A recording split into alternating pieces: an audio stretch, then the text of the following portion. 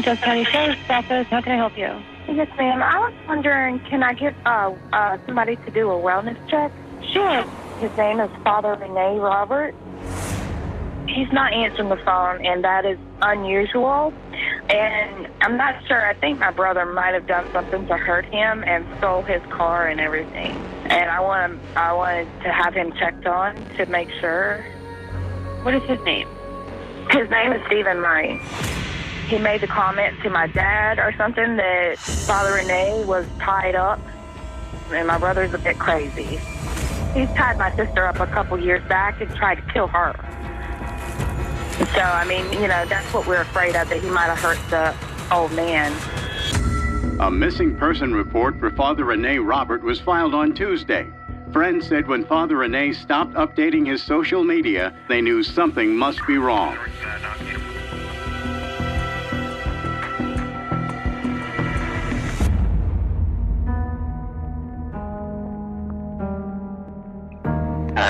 Hey.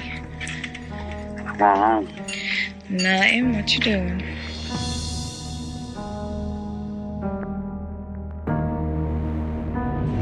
Just broke into a couple houses, got some food, and... Oh, I just want you to do right.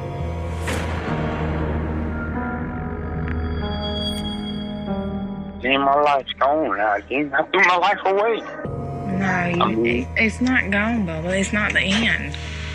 Then it's gone again. I got like 10 burglaries here in South Carolina, like one in North Carolina. I was in the raid, in the social.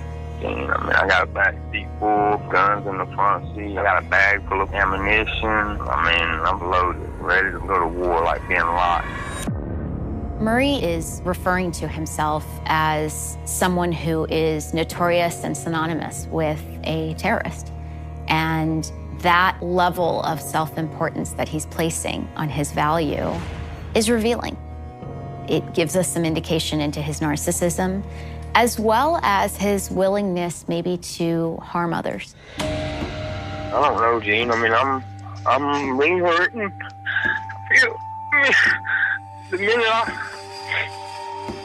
I realized that I had done killed somebody, Gene, I cried for 2 days because I know that I just threw my life away. I know that I did because I know that I didn't do it right. I know that I left my fingerprints somewhere. I know I left my DNA there, and I just cried and bawled my eyes out. His crying is really all about him and how he messed up the crime scene and how he's done because of what he did. You don't hear anything about compassion or empathy for his victim. He's crying about his circumstance, wants to be consoled in some way.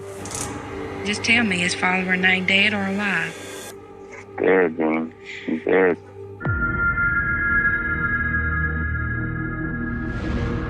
I'm sick, Dean. I'm really, really sick, Dean. I'm ill. I know what I did, and I know I have to accept this. All right, you hang in there. We're going to figure it out. I love you. All right, love you too.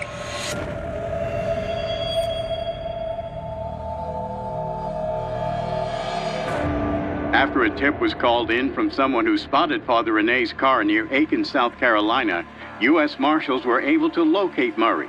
He then led authorities on a high-speed chase that ended with the car crashing into a tree. Threatened to kill as many cops as he could, and and you're out there in the middle of the woods, and you got a guy in there with rifles and scopes.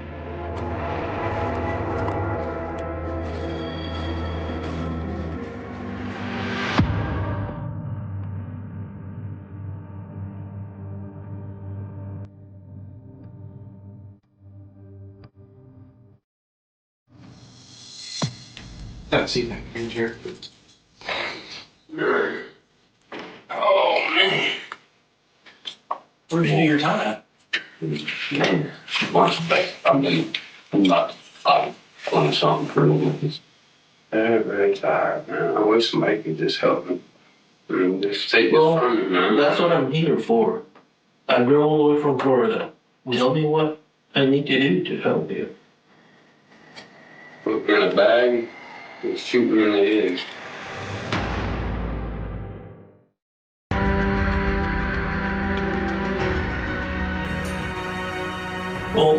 we're here and we're conducting an investigation On Father Rene. on Father Rene. And we need your help to Try to find him. try to find him.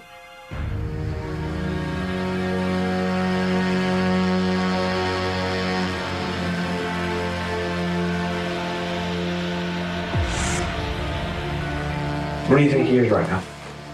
I don't know. I mean, he meant as much to me as probably he did anybody else that's out there looking for him. I'm gonna make y'all shoot. Never gonna have fully loaded. Despite claims that he wanted to go out, death by cop, suicide by cop, he created barriers to them being able to catch him.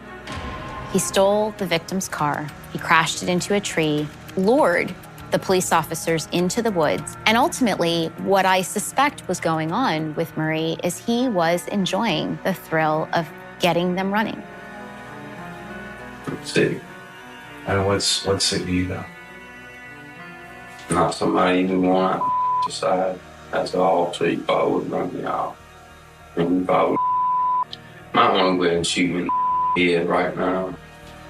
It's manipulative, and he feels sorry for himself, and he feels bad for his circumstance. So he's telling them something which is kind of wacky, just shoot me, let's get this over with. There's something foolish about the idea that the police are going to be sympathetic to a guy that, in cold blood murders a priest. Where we see some of Murray's psychopathy manifest is in some of the grandiosity and how he's handling this interview with the detectives. Murray has that kind of willingness to play cat and mouse, to manipulate authorities, and a total lack of appreciation for the seriousness of what's going on here. He is getting his high off of this. He is enjoying the power and control and the fact that he can absolutely control the narrative. He was like, look, I want to tell you something. I got this guy, he gives me money. He's an old man, he's a priest, and he looks out for me, Okay, that's cool, It's cool. And she said, you want to meet him? Sure, How do he treat you? Always treat me good. Love, respect. He was always a good man. He always helped me. This person has helped me out to the extent where nobody else would. I could call this person and say, hey, I need $200 Father for me. This guy, in essence, is a parasite. He doesn't know how to have real relationships with people. He doesn't know how to be empathic or to show genuine appreciation. So as long as you're feeding him, he's a happy guy. He's getting what he needs. But if circumstances change and need be, he'll pull the trigger. Father Rene provided him care, he provided him comfort, he provided him money. But either way, the irony is that this individual who treated him with such kindness, he still was able to treat as an object and dispose of him. He no longer had a purpose. When did you get his call?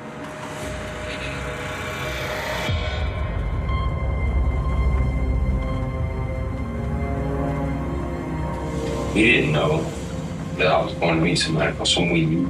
Which I didn't tell him that because, he's a priest and he's got a lot going on, and I wasn't going to tell him that, because out of respect. What happened out with Shady? I dropped him off, and I never came back.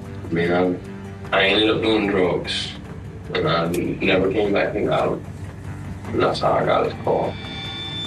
For most psychopaths, relationships are entirely transactional. They have to be getting something out of it. They have to be gaming the other person. They have to be acquiring something. It could be sex, money, whatever the resources are. So what did you do after that?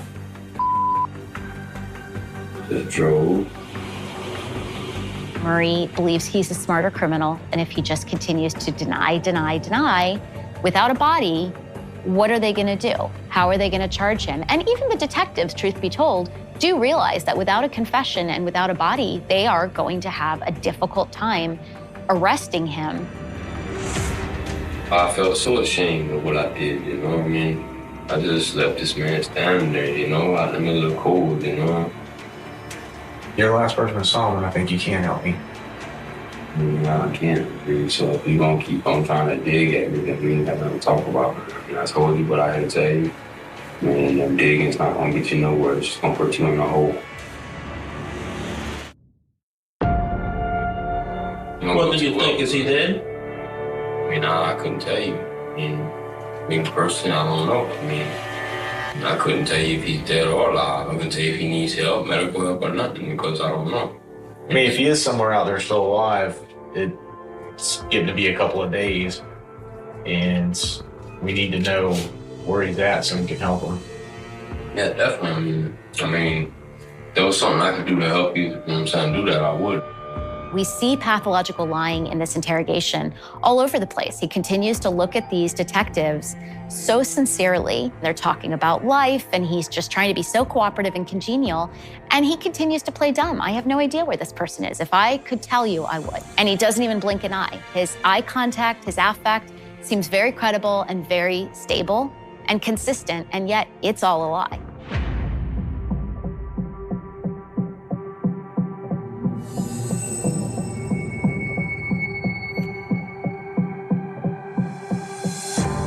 Another interview?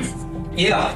Well, hold on. I won't be long, I promise. Oh, man. I'm so glad you was in here. When a female detective walks into the interrogation, Murray's affect, his demeanor, his body language, everything shifts and it becomes brighter. He sits back, you see a level of confidence in how he's interacting with this female detective, and he's starting to flirt with her. Murray's using what we think of with psychopathic behavior as superficial charm, and this is absolutely a marker of psychopathy. You have a decent brain and decent heart in you. So why are you here with this kind of You have a pretty face. Murray isn't acknowledging her or addressing her with the same distance that he does the male detectives. It's possible he doesn't actually even see her as an authority figure or law enforcement. He just sees her as a potential female who he can victimize. He's actually trying to put her in her place. He's trying to overtake her and victimize her and humiliate her by calling her out on how attractive she is. You've got a decent head on your shoulders. Why would you get messed up with something that you got to be sitting in a sheriff's office at some ungodly hour? Well, you know, it's like you got this baby, newborn baby. You raise that baby. The hate, hurt, and stole the rape. You know, and the baby grows up on that. Becomes a product of their environment. Becomes a product of the environment. And now I deal with trying. Not so hard. I tried my whole life to change who I am. I'm a sick puppet. He's pouring it on thick because he wants the officers to see him as a sick person. And he's taking almost like a passive victim role himself.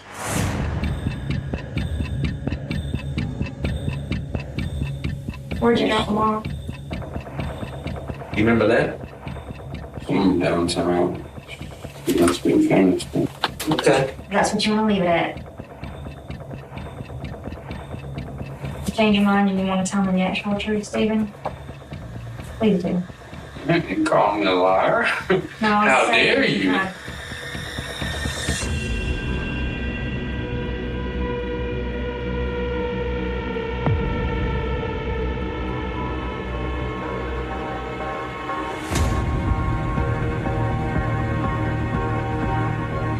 I so would love a cigarette, though, man. We can probably take care of that. Running 100 miles an hour, I'm gonna tell y'all everything y'all need to know. All right. It's your show, brother. We're just here to watch. Tell us. All right. He's coming down off the power and control dynamic. What's going to happen from here on out is at the hands of law enforcement and their discretion and their procedures. What we do see is a very deflated, flat person who no longer is congenial. He's no longer showing grandiosity and arrogance and an ego. Yet there's no humility either. This isn't somebody who looks broken because he realizes that he has remorse and empathy for what he's done to this human being. The first part of the story I told y'all where Father Renee picked me up was true. And I went down to the dope trap. I ended up getting some crack and smoking, which I normally don't do, man. I just been, stressed out. A lot of going on, man. And we went up to South Carolina against his will. And then it wasn't. What do you mean by that? Against his will means he didn't have a choice. he just said, okay. I mean, I wasn't aggressive with it or anything, you know. I wanted to go see my kids, you know. Right. And I really wanted to see my kids, and I know I was at a breaking point, you know, where I was just tired. Murray is admitting that he lied to Father Rene. He essentially lured him in to gain access to his car. He's sharing some information with detectives about his willingness to lie, even to a priest.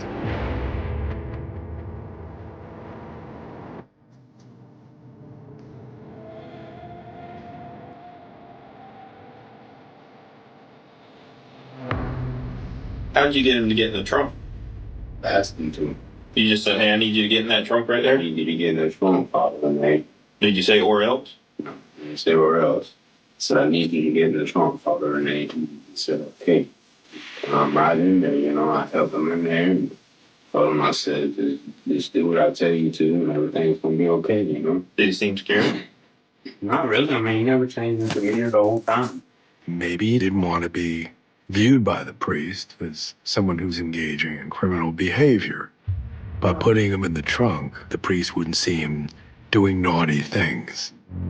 He also may get a high that is just a simple power and control high from overpowering another human being, which we see in this crime against the priest.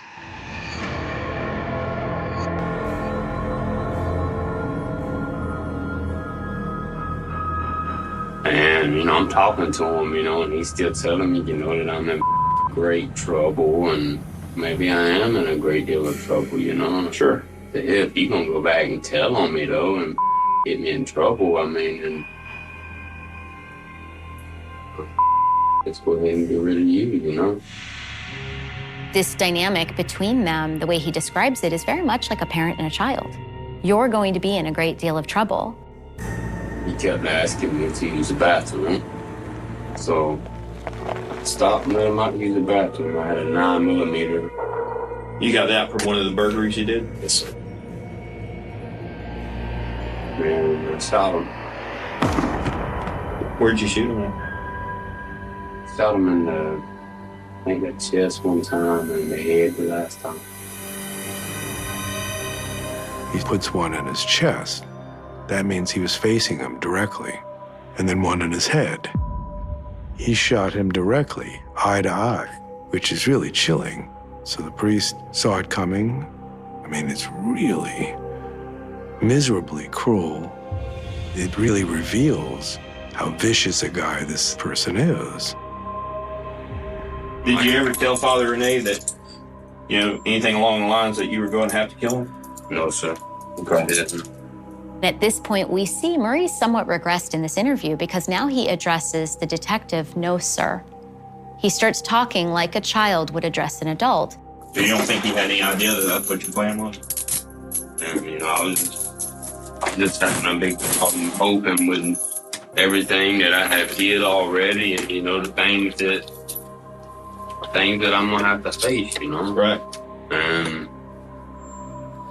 And it didn't sink in too well, my man, because it just made things worse, and I just cried and cried and cried, like cried for days on end, you know? I mean, right. I didn't stop crying, I mean, because I know that I had up and I couldn't take none of it back, man. I mean, you know, I just gave my whole life away, you know?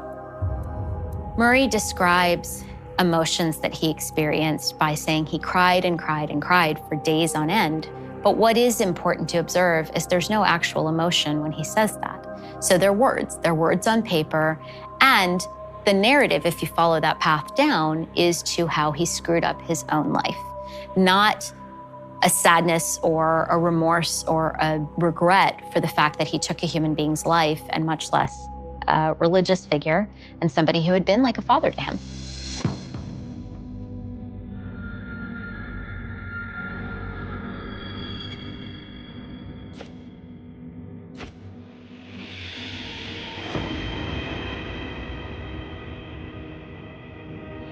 You said you're sorry, Mr. Murray. Is there anything else you have to say? Very sorry.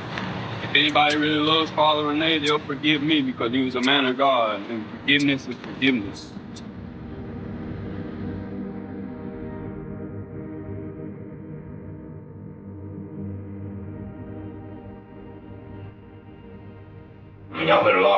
rest of my goddamn life, for real. Something goddamn probably destroy everything I come across. I mean, that's it. That's how it is. 911, where's your emergency? I think my brother's dead. You think what, ma'am? I think my brother is dead. His name is Daniel Taylor. Detectives with the Major Case Squad tell me that 68-year-old Daniel Taylor was murdered. Police are confident that he knew the suspects. I did not. I did not. I did not. I did not.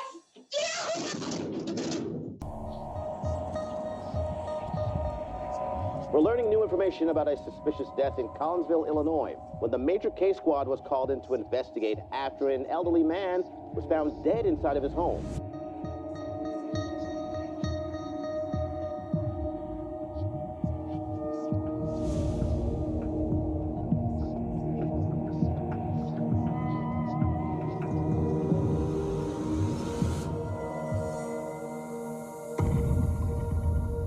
Stacy is the type of woman, I said it from day one, when she started working at this club, it was something about that woman.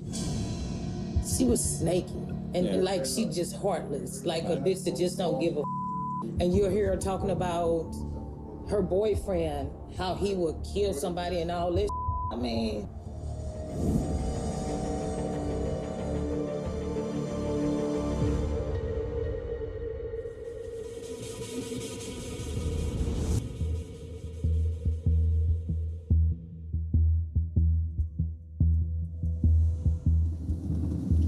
How are you doing? I wasn't allowed to change or anything, so.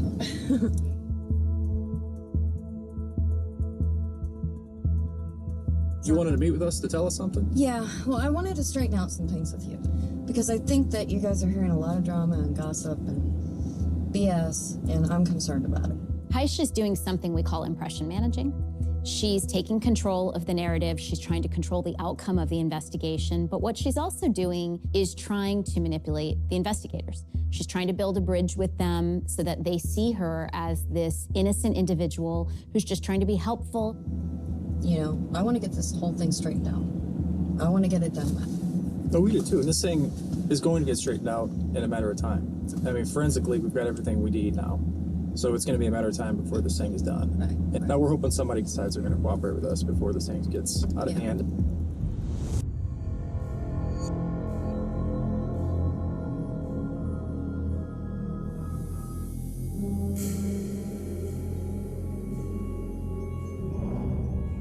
Did Danny ever give you money to spend time with him at all? No, Danny didn't have money.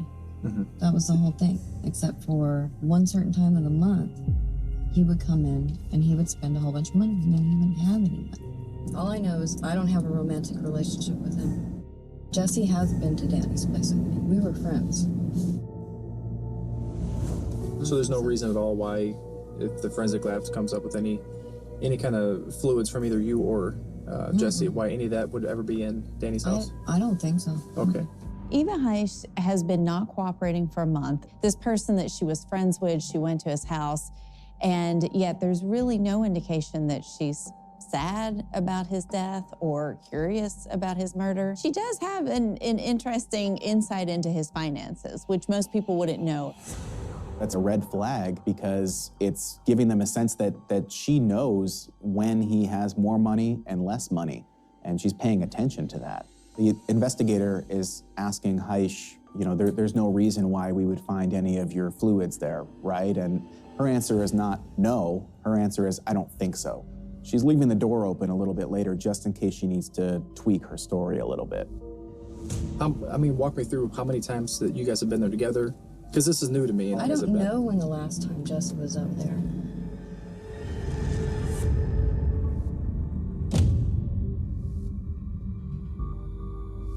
And they said don't be gone too long, I'm gonna... Yeah, we better get you back. Yeah, go ahead.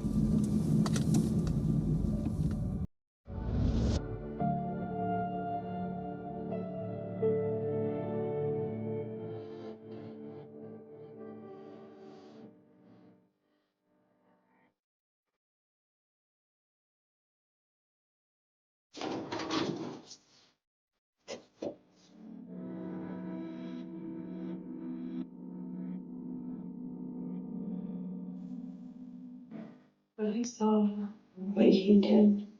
That's all I thought about. I was trying to block it out. I can't.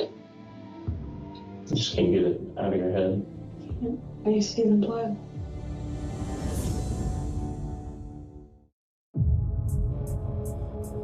I thought I saw part of his throat. Mm-hmm. I know I'll never forget what Jesse did. It's gonna be there.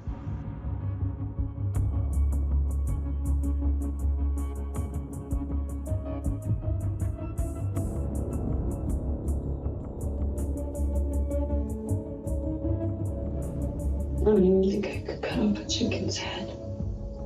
That's something you never thought you'd ever see in your life. I was close to somebody one time when they were murdered. When I was a kid, some guy got murdered in Tucson when I was on the streets. And even though I didn't see it, it affected me for a long time. Mm-hmm. And my oldest kid's dad got murdered. And I remember walking in the house and seeing all the blood on the floor. And I'll never forget that. Here, she's just describing all of these, what she describes as really traumatic experiences that she had with hardly any questioning at all. She's just freely offering this information. And that's so unusual in someone who's experienced a real trauma. She's offering up this information to really have a sympathetic view of herself, to say, I've been traumatized by murder before. I'm not someone who could possibly commit a murder. Don't pay attention to me. Eva Heisch is someone who's been around law enforcement quite a bit. She has a very lengthy criminal history that dates back to her childhood and her adolescence. This is a woman who knows the legal system, she knows the criminal justice system, she knows cops, and she knows how to manipulate cops.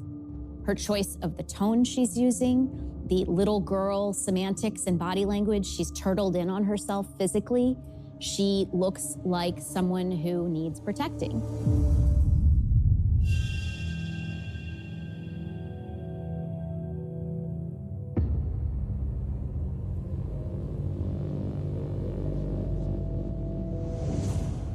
I wish I could have stopped it. Did you try to stop him?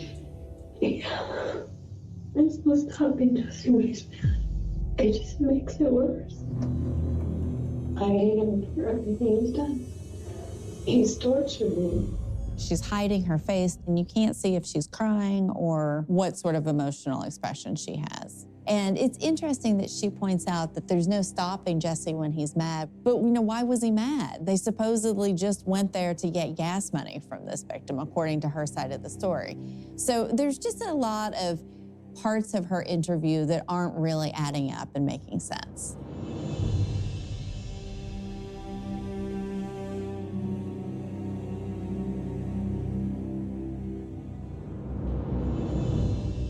Jesse seemed to snap that night. I don't know why. I don't know what happened. If he confesses, we're hearing a lot. Yeah. I would think, yeah. I would think that would be accurate, but I can't tell you what's going to happen. Well, let's get going. You have any care for your person?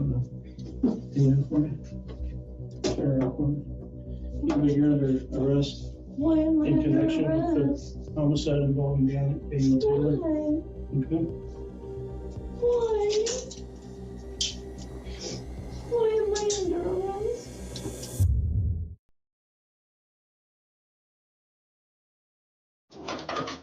I'll see you right there. All right, you told the jailer that you wanted to talk to me.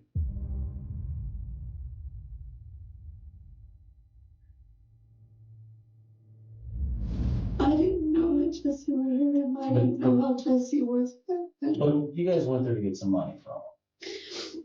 All right, I went there to ask him for money. I know Danny doesn't have much money, but he would have given me a few dollars.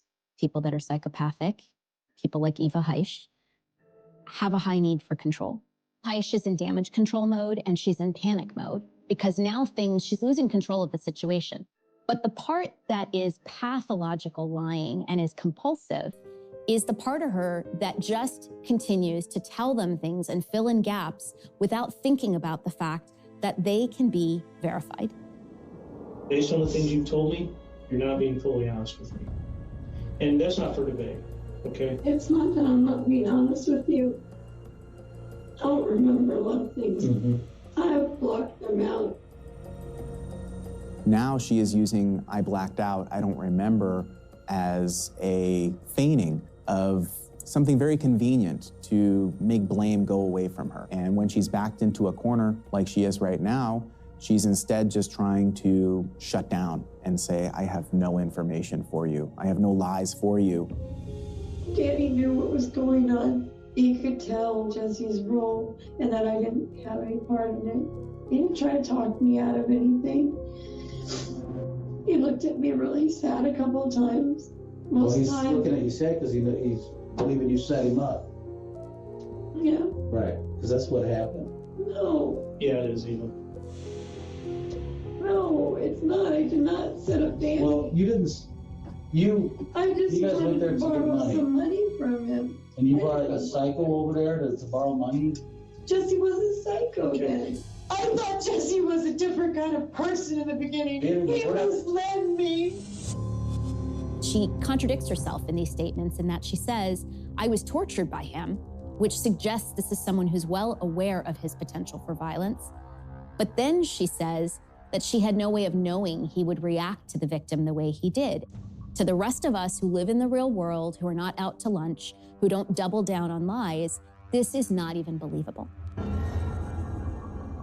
He asked me Does if he I know knew Danny? anybody that we could get money from. Okay. You guys never went there to Danny together? No. I'm sorry. You know, you said that Jesse been to Danny's before. You're saying that's not true now? Jesse had me go and talk to you guys. When I called you guys to come over to the club. We know that. You think we didn't know that? I said when we first got the phone call, we all sat back here and I said, yeah, we're getting probed. I'm not dumb. But it wasn't me that did Okay. it. And you were so calculated. You knew what you were going to talk about. You knew what you were. You knew from the beginning to the end. You were in charge. But you know what hasn't happened even? One drop of tear coming out of your eye because you're too busy. That's I sat there and cried that freaking night. And you know what? I'm just. Where's the tears now, Eva? Because they're not coming out of your eyes. They're not there because I'm so upset. How can you say that? I'm losing my mind or something? I'm losing my mind? You know what? I have seen Danny Taylor in my head over and over and over again. Don't tell me. I don't doubt that. What are you doing to me? I don't understand. What do you want from me? You want me to cry again? Like I cried on the freaking day. I didn't want anything to happen to Danny. But it did. Really? I would have robbed somebody for $5. She's even saying, hey, help. Basically, listen to me. Don't you want to hear about my story and how I'm not really the perpetrator of this? And when they're not listening, she becomes enraged. And that's something that we see in individuals who have psychopathic traits, is this inability to control emotions in the appropriate way and instead lash out, especially when they're losing control of the situation. And she's losing control. Okay, well, I think we're done for now. You need to think about it. I don't know what else to tell you. Well, we may talk tomorrow. But Well, look, you're trying to charge me with murder and I didn't kill anybody.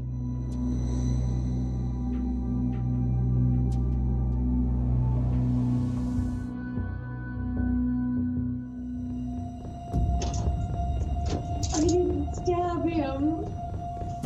I never did anything to hurt Danny. I couldn't watch him do it. I kept screaming at him. Are you listening to me? Help! Hey! Sit in the chair, don't. Did not. I did not. I did not. I did not. I did not.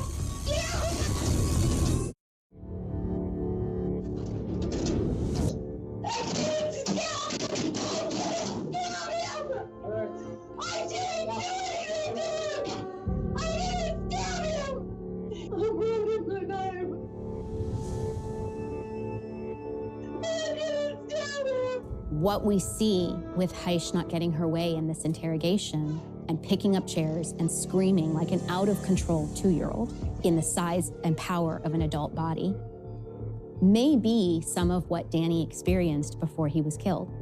He didn't have any money to give her, and Heish didn't get her way, and we see what happens when Heish doesn't get her way. But in the end, this is somebody who doesn't value human life. She values her ego, and ultimately that is the biggest wound for her, is that this isn't working. People aren't seeing what she wants them to see. People aren't doing what she wants them to do. And Eva Heish doesn't know how to interact with anybody in her life except when they're compliant with her.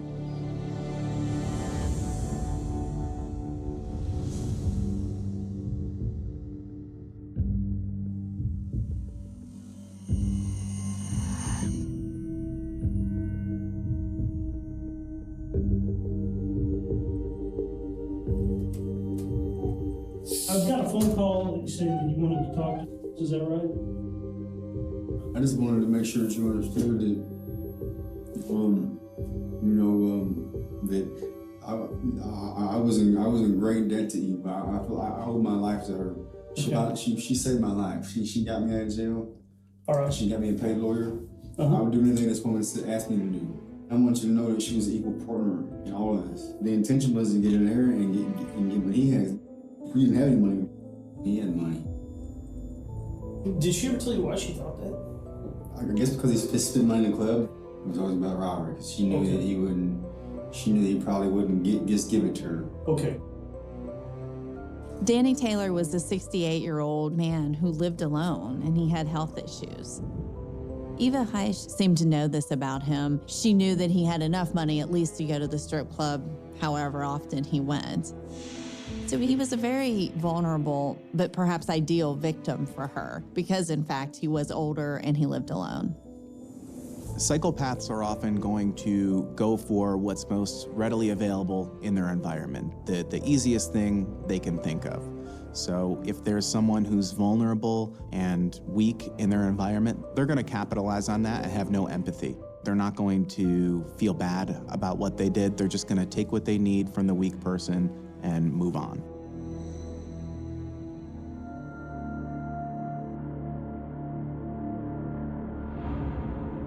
Who gets out of the car first? She did. And she walked down there, and I walked behind her. And I just let myself in once I realized she was in. She said she had the door locked. He looked at her like, well, who is this? Like, what's going on? And she's like, just shut up and get on the bed and sit down. Where's money at?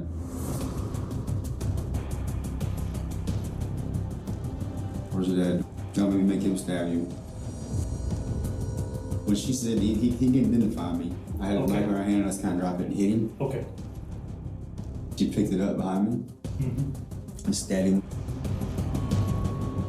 When she did, I just grabbed it from her, continued, stabbed him. I'm like, he's not moving no more, but she's like, she was making sure he's dead. So I put the pillow on his face. I was trying to suffocate him. That's when she brought me a little small butcher knife out. And that's when I cut his throat. The credibility of Jesse Worley's story at this point makes sense. It not only fits the data that's available, but most importantly, he's implicating himself in this crime. He's not backing away. With Heish, every version she gives is set up and designed to make sure she has no blood on her hands, figuratively or literally. Had Eva Heish not ever gotten this idea in her head to go rob an innocent, vulnerable person and do it at any cost, including killing him, there's no way that Jesse Worley would have ever found his way to Danny's doorstep. Did it shock you to see her stab him? Kinda. Well, tell me about that. I just didn't think, it's not something you normally would think about a woman would do. Right. It's more something you would think a man would do. Do you feel like she wanted you to do something more that night? Yeah, I do. Because she just kept asking, where can we get some more money? Where can we get some more money? So finally, I'm just like, I don't know. Isn't it enough? Ain't tonight enough? You make me feel like I was crazy. And I know I'm not crazy.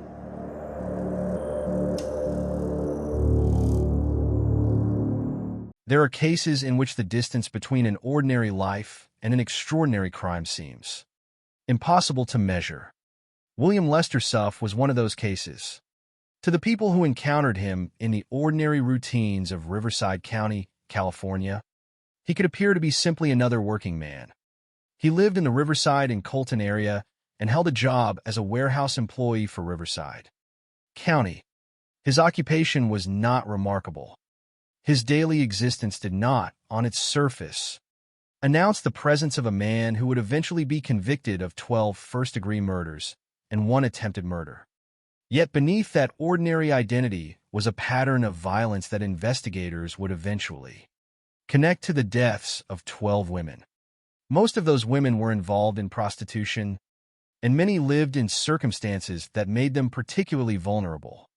Their deaths occurred across Riverside County over a period of years. And because the victims were discovered in different locations, the crimes did not immediately present themselves as one coherent story. That fragmentation would become one of the central challenges of the investigation. The legal record ultimately established 12 murders committed between June 1989 and December 1991. But the investigation itself was broader. When Suff was arrested in January 1992, authorities suspected that he might be connected to as many as 19 killings of women in Riverside County. 14 cases were eventually presented to a grand jury. But suspicion, even strong suspicion, is not the same thing as proof. And the final courtroom result was narrower: 12 murder convictions, 1 attempted murder conviction, and 1 murder charge on which the jury could not reach a unanimous verdict. That distinction would remain important throughout the case. It is easy, years later, to look backward and see a single uninterrupted series of murders. Investigators at the time did not have that clarity. They had individual victims, separate scenes, incomplete information, and questions that could not immediately be answered. Who had been with each woman before she disappeared? Where had she gone? Was her death connected to the other killings? And if there was a common offender, how could investigators prove it? The geography of the case mattered. Suff was known to appear around areas where women were engaged in prostitution, particularly University Avenue in Riverside and the Lake Elsinore area. According to the supplied case material, his encounters with women could begin with an offer to pay for sex. The interaction could then move into his van. That vehicle would later become one of the most important physical elements in the investigation. But at the beginning, there was no reason for investigators to understand its significance. The women who became victims were not merely entries in a criminal investigation. Their names were Kimberly Little, Tina Leal, Darla Ferguson, Carol Miller, Cheryl Coker, Susan Sternfeld, Kathleen Milne, Sherry Latham, Kelly Hammond, Catherine McDonald, Delia Zamora, and Eleanor Casares. Their ages, where provided in the case material, ranged from the early 20s to 39. Some were known by more than one name. Kathleen Milne was also known as Kathleen Puckett, while Delia Zamora was also known as Delia Wallace. Beyond those limited details, the available information does not provide complete biographies for each woman, and that absence is important. A responsible account cannot fill those gaps with invented childhoods, relationships, dreams, or private thoughts. What can be said is that these were 12 individual women whose lives ended violently and whose deaths eventually became part of one of the most extensive murder investigations in Riverside County. Forensic examination revealed similarities among the victims. According to the California Supreme Court material summarized in the case data, all 12 victims in the murder convictions had been asphyxiated. 4 had stab wounds to the chest, and 3 had their right breasts removed. These similarities did not, by themselves, identify a killer, but they helped investigators recognize that the deaths might belong to a common pattern rather than being unrelated crimes. The question was no longer simply who had killed each woman. It was whether the same person had been moving through the same vulnerable population, repeatedly approaching women and taking them away from the places where they were known to be. One of the most significant connections involved Kelly Hammond. A woman who had previously rejected Suff's proposition gave police a description of the man she had seen with another woman. That other woman was later identified as Hammond. A friend of Hammond also identified Suff as the driver of the van that Hammond entered on the night. She disappeared. It was a small but important piece of the larger puzzle, a living witness, a victim, and the same vehicle converging around one person. But the investigation contained another element that would prove even more important because it involved someone who survived. Her name was Rhonda Jetmore. Jetmore had encountered Suff in the Lake Elsinore area. According to her testimony, Suff attacked her and attempted to strangle her. Unlike the 12 murder victims, Jetmore could eventually stand in court and identify the man she said had attacked her. In 1995, during Suff's trial, she identified him directly. When asked whether she was certain, she indicated that she had no doubt. Her testimony carried a significance that forensic evidence alone could not provide. Much of the murder case depended upon evidence collected after the victims were already dead. Fibers, hair, tire impressions, shoe impressions, DNA, blood, and objects associated with the victims. Jetmore offered something different. She provided the perspective of a person who had encountered Suff and survived the violence. Yet even with such testimony, the case was far from simple. There was no single murder scene containing every answer. There was no single witness who had watched Suff kill all 12 women. There was no single piece of evidence that could independently explain the entire series. Instead, the eventual prosecution would have to build what was essentially a wall of evidence. One piece placed against another until the individual fragments formed a larger structure. That process would not begin to take its decisive shape until January 1992.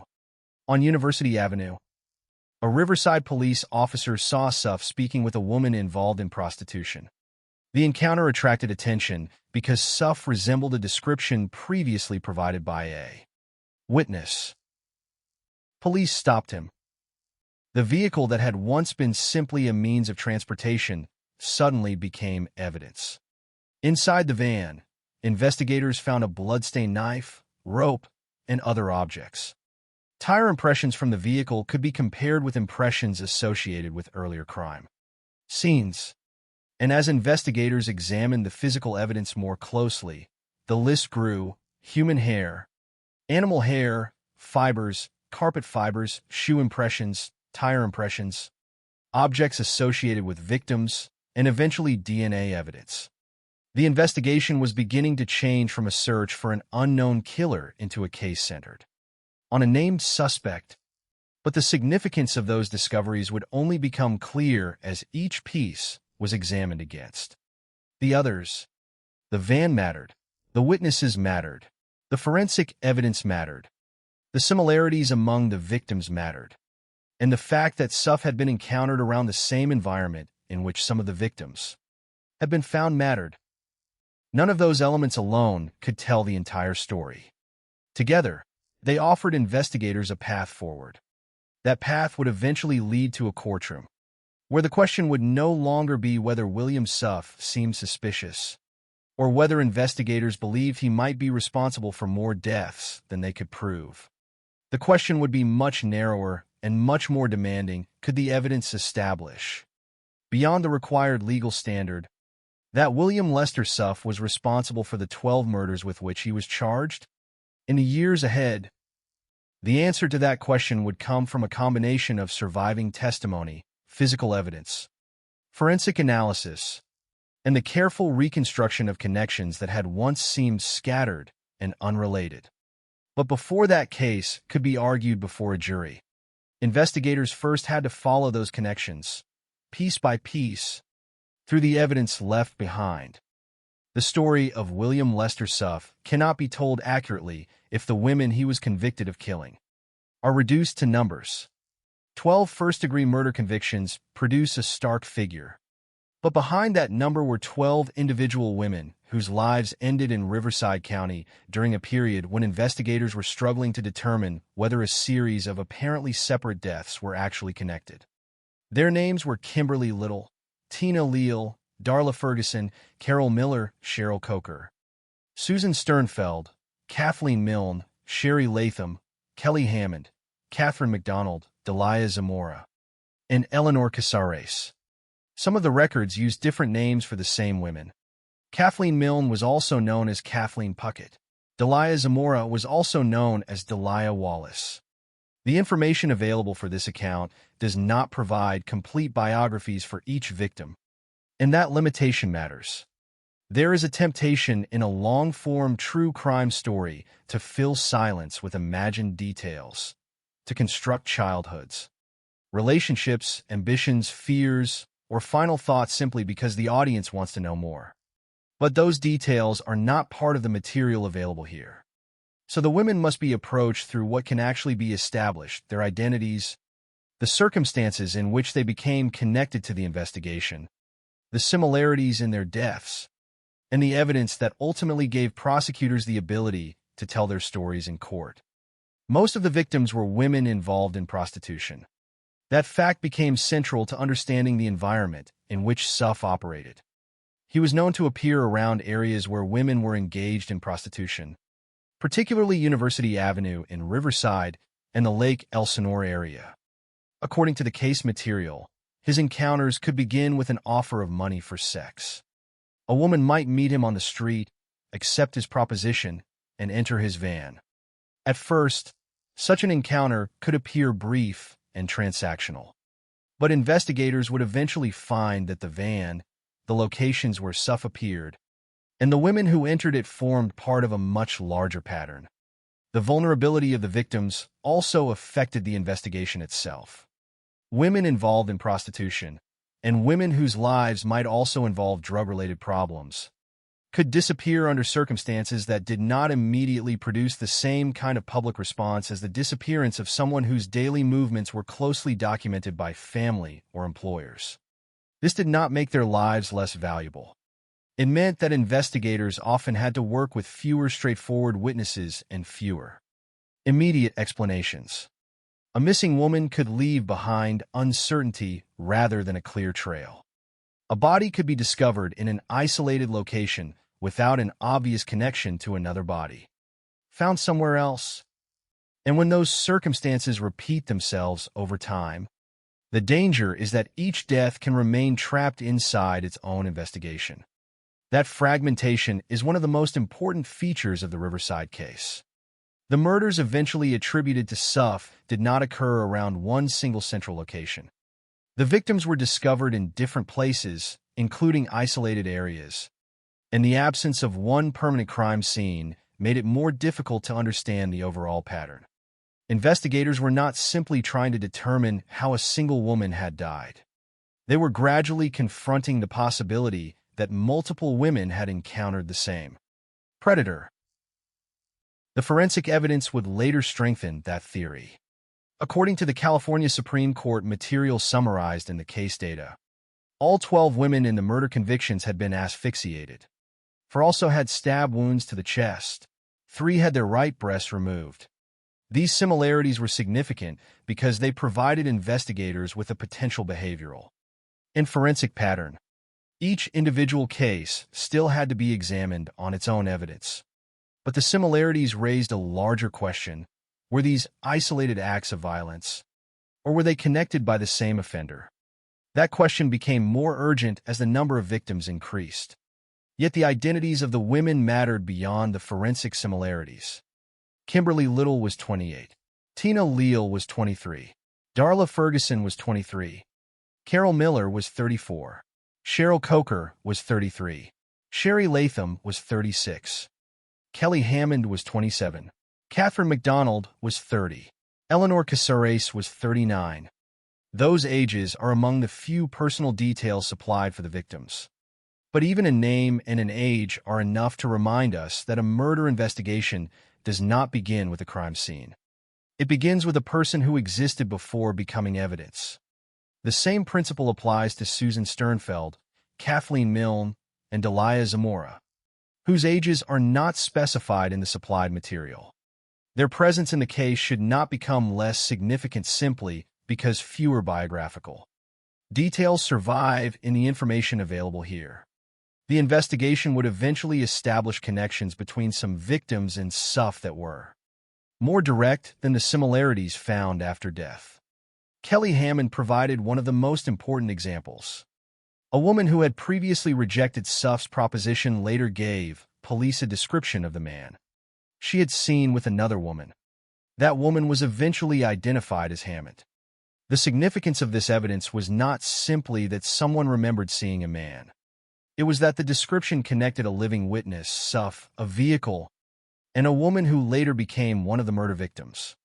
A friend of Hammond also identified Suff as the driver of the van that Hammond entered on the evening she disappeared. The van therefore became more than transportation. It became a recurring physical link in the investigation. Later, tire impressions associated with the vehicle would be compared with impressions found at crime scenes. Other physical traces would be examined as well. But before the forensic evidence could be understood, investigators needed to appreciate the human pattern surrounding it. Suff was not approaching women randomly from an unknown distance. According to the case material, he was operating within a particular environment. He appeared in places where prostitution occurred. He offered money for sex. He had access to a van. And women who entered that vehicle could become part of a pattern that investigators would only recognize after multiple deaths. There was another woman whose role in the case was fundamentally different. Her name was Rhonda Jetmore, and unlike the 12 women whose deaths formed the murder convictions, Jetmore survived. Her survival would eventually provide one of the clearest human connections between Suff and the violence attributed to him. Jetmore had encountered Suff in the Lake Elsinore area. According to her testimony, he attacked her and attempted to strangle her. Years later, during the 1995 trial, she stood before the jury and identified Suff as the man who had attacked her. When asked whether she was certain, she indicated that she had no doubt. Her testimony was important for a reason that went beyond the emotional force of a survivor. Identifying an attacker. Much of the prosecution's eventual murder case would depend upon reconstructing events from physical evidence after the victims were dead. There were no supplied accounts of a witness watching Suff kill the 12 women. There was no single eyewitness who could stand in court and describe all of the murders from beginning to end. Jetmore was different. She could speak from personal experience. She had encountered the man. She had survived an attack, and she could identify him. Her testimony, therefore, became one of the human anchors in a case otherwise dominated by forensic and circumstantial evidence. Yet even with these connections, investigators still faced a difficult problem. How many deaths could actually be connected to Suff? When he was arrested in January 1992, authorities suspected him in as many as 19 killings of women in Riverside County. That number was an investigative suspicion, not a final legal finding. 14 cases were ultimately presented to the grand jury, but the eventual trial produced 12 murder convictions. The distinction is crucial. The story of a suspected serial killer can expand rapidly as investigators search for patterns. But a courtroom imposes a much stricter standard. Every additional murder requires evidence capable of surviving challenge. The Riverside investigation therefore developed on two separate tracks: the broad search for every possible connection and the narrower effort to prove specific crimes. The 12 women who became the basis of the murder convictions were connected by more than circumstance. Their deaths shared important forensic characteristics. Some were connected to Suff through witnesses. Others were connected through physical traces. And eventually, DNA analysis would become one of the most significant components of the prosecution's case. But at this stage of the story, the evidence was still being assembled. The names of the victims existed separately. The crime scenes were separated by geography. The witnesses remembered individual encounters. The forensic traces appeared as isolated fragments. What investigators needed was a way to bring those fragments together without assuming more than the evidence could support. That process would become the defining feature of the Riverside investigation. Not one dramatic discovery that answered every question, but the gradual accumulation of connections between women who had been killed in different places and a man who appeared, on the surface, to be living an ordinary life. By the time investigators eventually connected 12 murders to William Lester Suff, the deaths no longer looked like isolated tragedies. But that clarity came only after years of uncertainty. The women had been found in different circumstances and in different locations, and there was no single place where investigators could stand and immediately see the entire crime. Instead, the pattern had to be reconstructed from fragments. The murder convictions against Suff ultimately concerned killings occurring between June 1989 and December 1991. During that period, women in Riverside County were being approached in environments where prostitution occurred, particularly around University Avenue in Riverside and in the Lake Elsinore area. According to the case material, Suff could approach women, offer to pay them for sex, and then take them into his van. The encounter could begin as something apparently ordinary within that environment.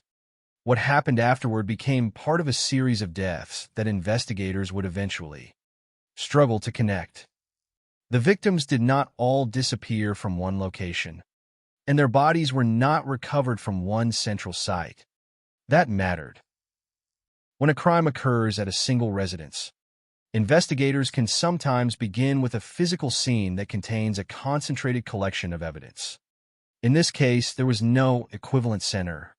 Suff moved through different areas, and the women who encountered him could leave one place only to become part of another investigation somewhere else. That geographic separation helped keep the individual cases apart. Each death had to be examined on its own terms before investigators could determine whether a larger connection existed. Yet there were similarities that began to emerge. According to the California Supreme Court material summarized in the case information, all 12 victims in the murder convictions had been asphyxiated. 4 also suffered stab wounds to the chest, and 3 had their right breasts removed. Those details were significant not because they identified Suff by themselves, but because repeated similarities in separate killings can provide investigators with a reason to search for a common offender. The question became whether the similarities represented coincidence or pattern. As more women became connected to the investigation, the possibility of a single killer became harder to dismiss. But the strongest links did not come only from the way the victims died. They also came from people who had seen Suff and from the vehicle associated with him. Kelly Hammond was one of the most important examples. Hammond was 27 and became one of the women Suff was ultimately convicted of killing. The connection began with another woman who had encountered Suff. She had rejected his proposition, but she had seen him with another woman. She provided police with a description of the man she had observed. The woman accompanying him was later identified as Hammond. That identification created an important bridge between Suff and a victim. It meant that investigators were no longer relying solely on similarities between bodies or crime scenes.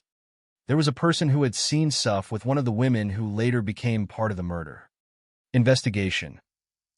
Hammond's friend provided another link. According to the supplied material, the friend identified Suff as the driver of the van Hammond entered on the evening she disappeared. That detail gave the vehicle a growing importance. The van was not merely part of Suff's ordinary life. It was now connected, through witness testimony, to one of the women who was later found dead. Investigators would eventually compare physical evidence from the vehicle with evidence from crime scenes. Tire impressions became particularly important. The same vehicle that witnesses associated with Suff could potentially be connected to locations associated with the murders. Each new connection increased the importance of the others. A witness's memory might be challenged. A tire impression might be disputed. A forensic trace might have more than one possible explanation. But if separate forms of evidence pointed in the same direction, the overall case became stronger. Another crucial event involved Rhonda Jetmore.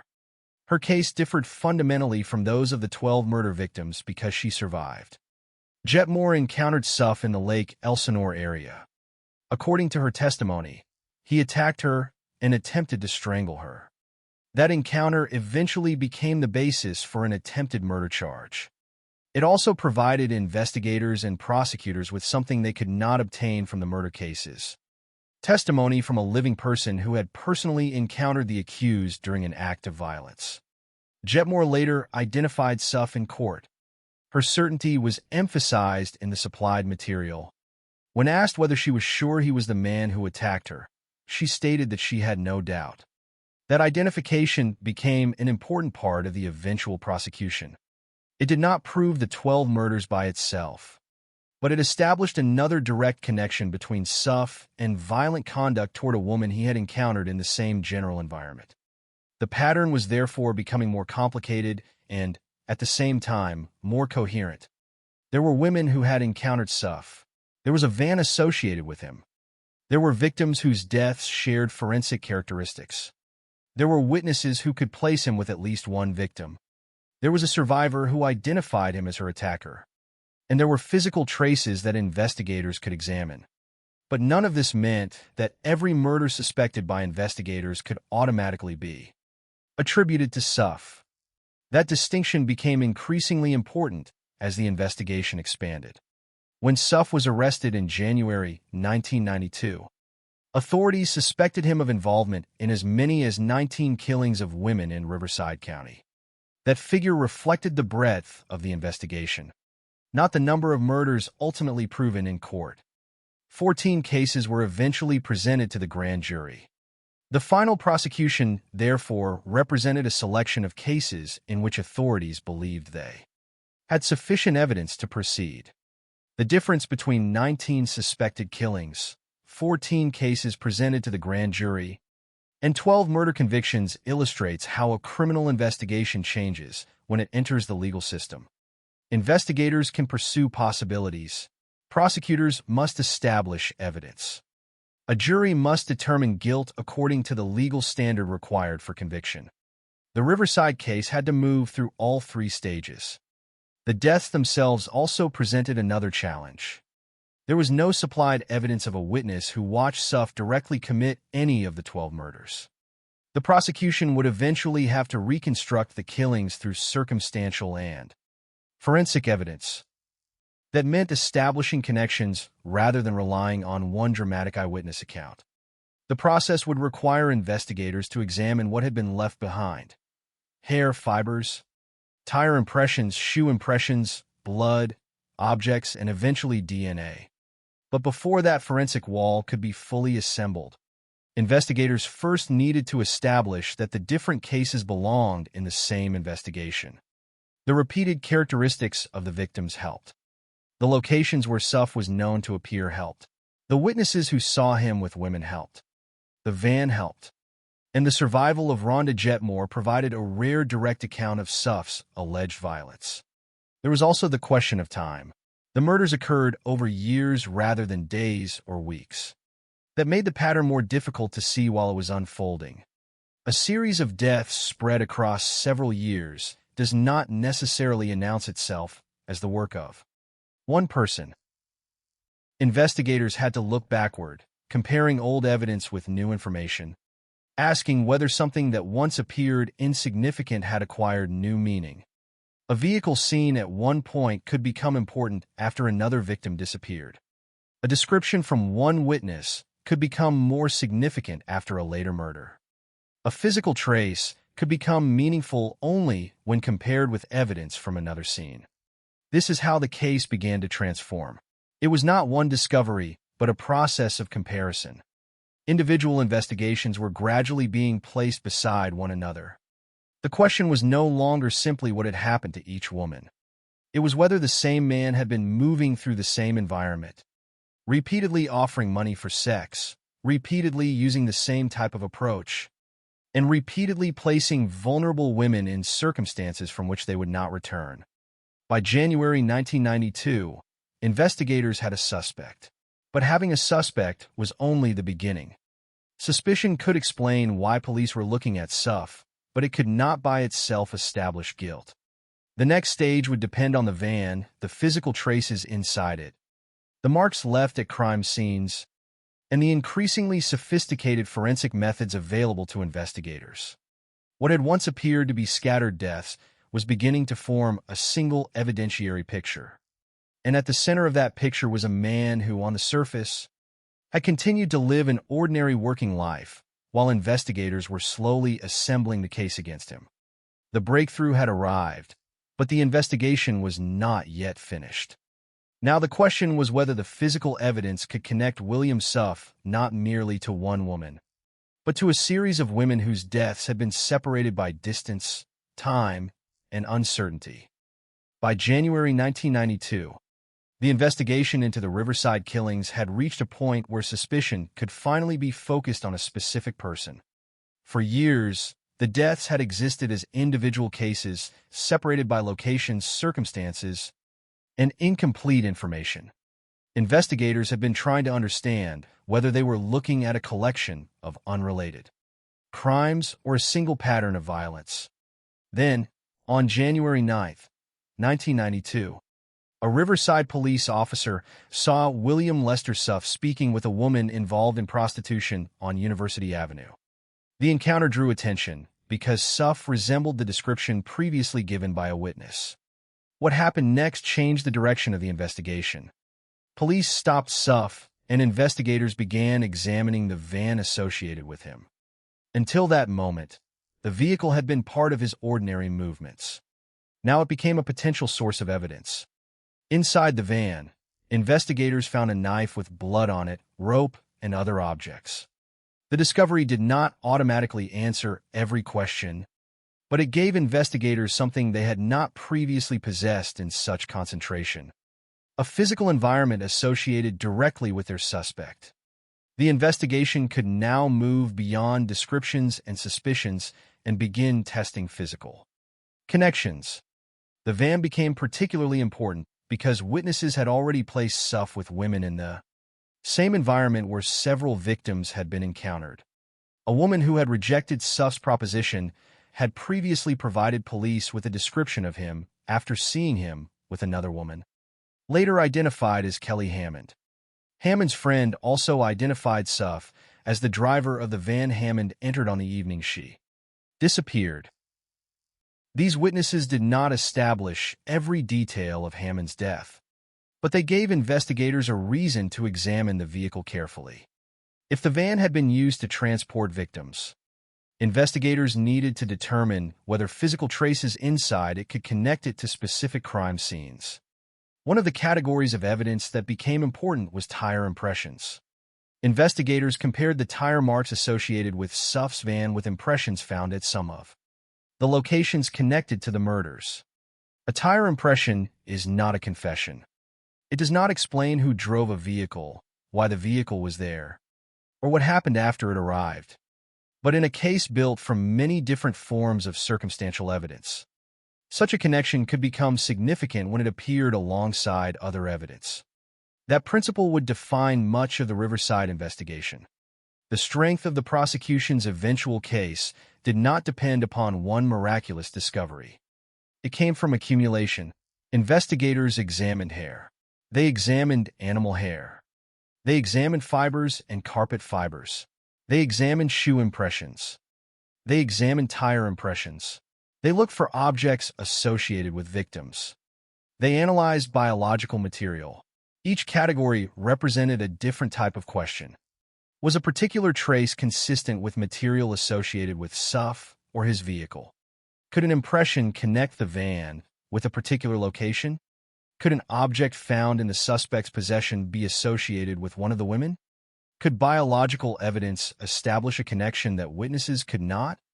The answers became increasingly important because the prosecution would ultimately have to prove multiple murders without relying on a direct eyewitness to the killings. The physical evidence, therefore, became the backbone of the case. One of the most important forensic developments involved DNA.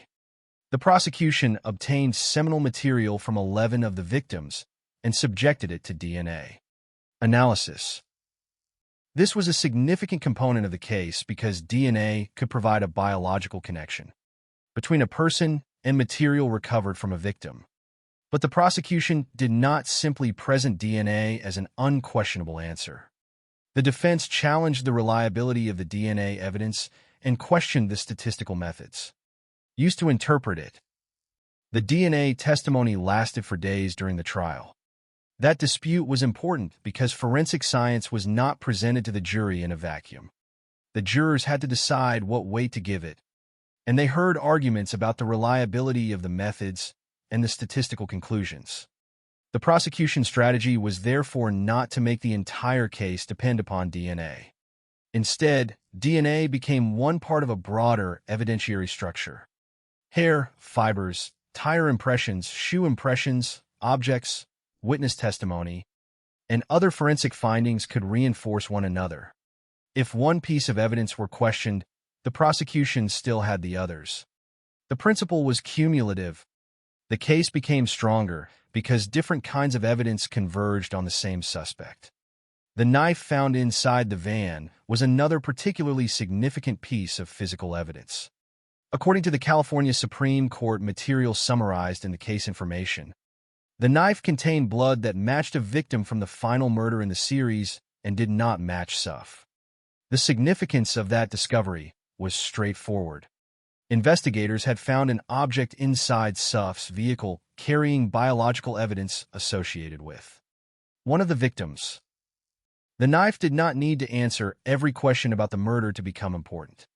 It provided another physical connection between the suspect, his vehicle, and a victim. As investigators continued examining the evidence, the case increasingly became a matter of reconstruction. The murders had occurred at different times and locations, but physical evidence could potentially bridge those gaps. A tire impression could connect a vehicle to a location. A fiber could connect an object or environment to a person or vehicle. A hair could provide another association. A shoe impression could place a particular type of footwear at a scene. DNA could provide a biological link. None of these discoveries necessarily explained the entire crime. Together, however, they created what could be described as a forensic wall around the suspect. The investigation was no longer asking whether Suff happened to know women involved in prostitution. It was asking whether multiple independent forms of evidence placed him in relationships with victims and locations connected to their deaths. That distinction was essential.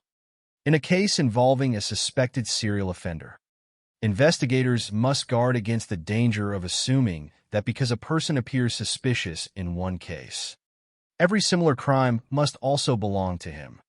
The Riverside investigation had to separate suspicion from proof. Authorities had suspected Suff in as many as 19 women's killings, but the prosecution ultimately moved forward with 14 cases, and the final trial resulted in 12 murder convictions. The difference between those numbers demonstrates the filtering process. Not every suspected connection became a proven case. The evidence had to withstand scrutiny. The investigation also had to deal with the fact that Suff's life contained an apparently ordinary dimension that could make the allegations difficult to reconcile with the image people might have had of him.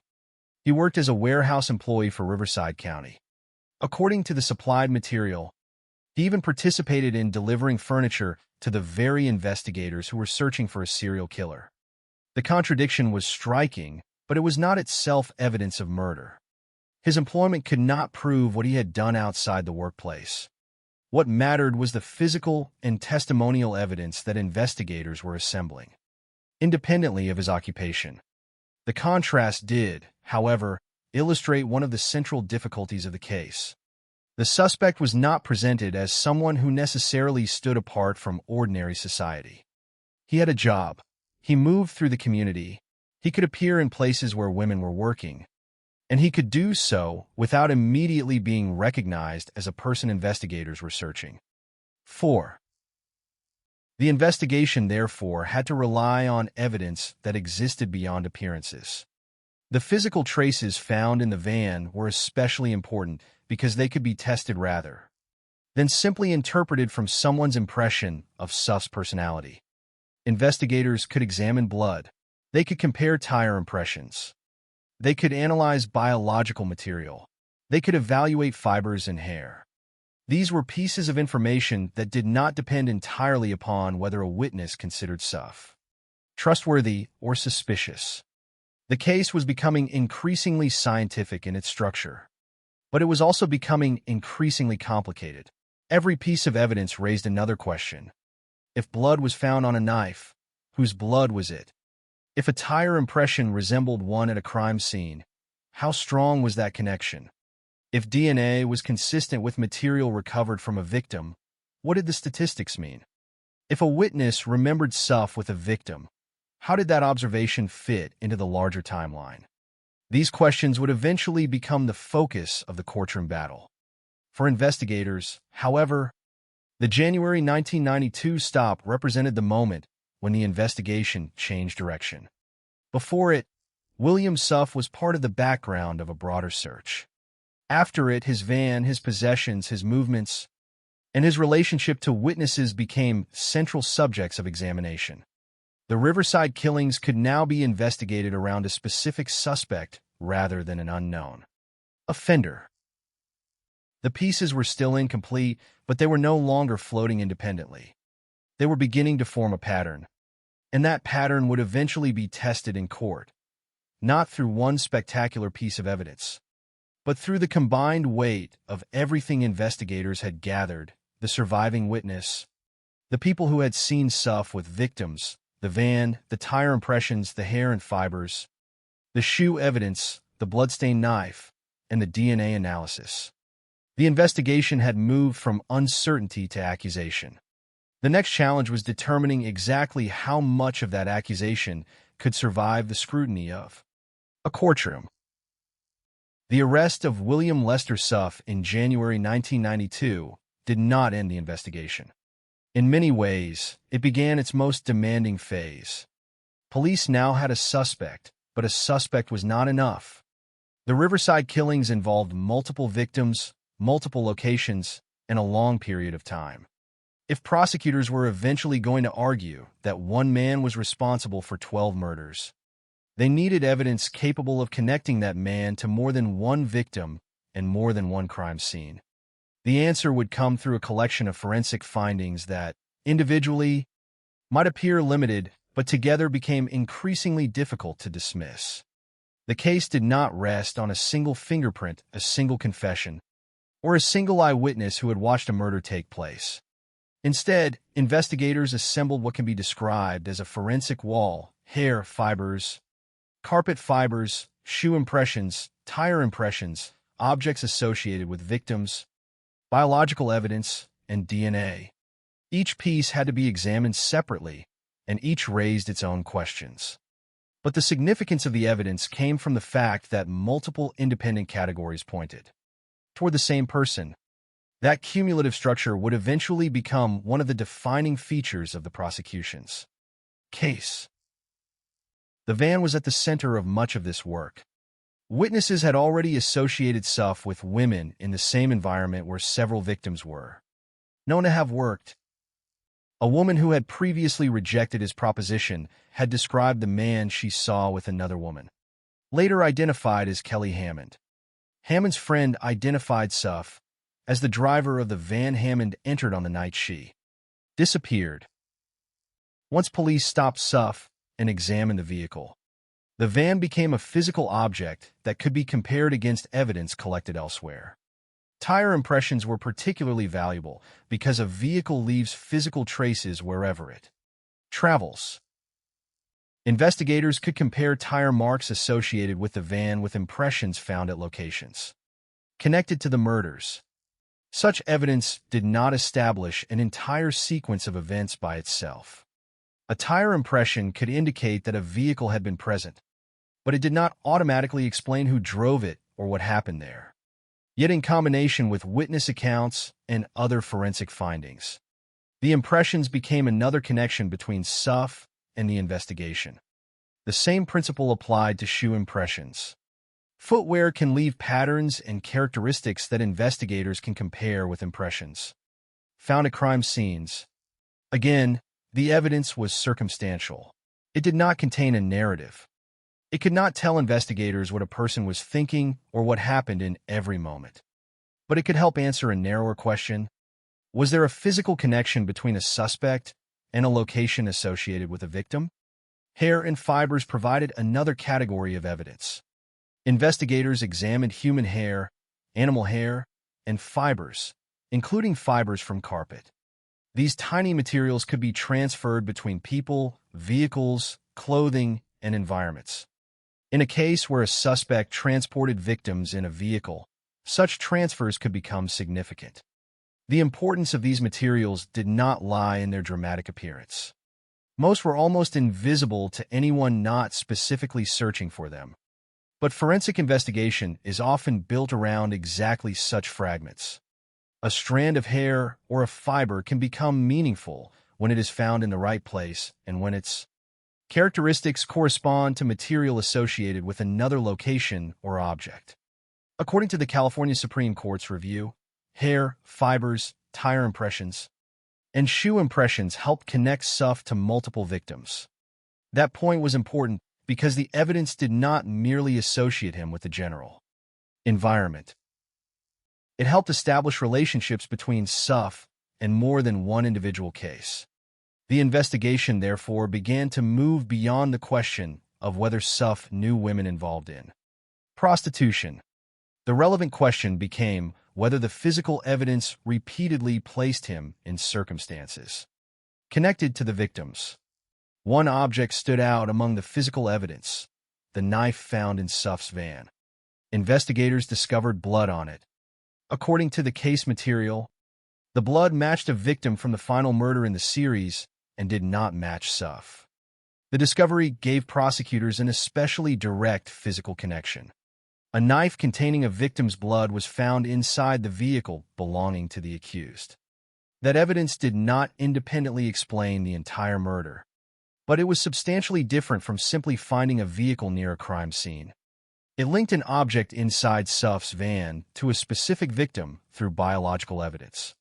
The prosecution could therefore place that discovery alongside the other connections rather than relying upon it alone. The most technologically significant evidence involved DNA. The prosecution analyzed seminal material recovered from 11 of the victims.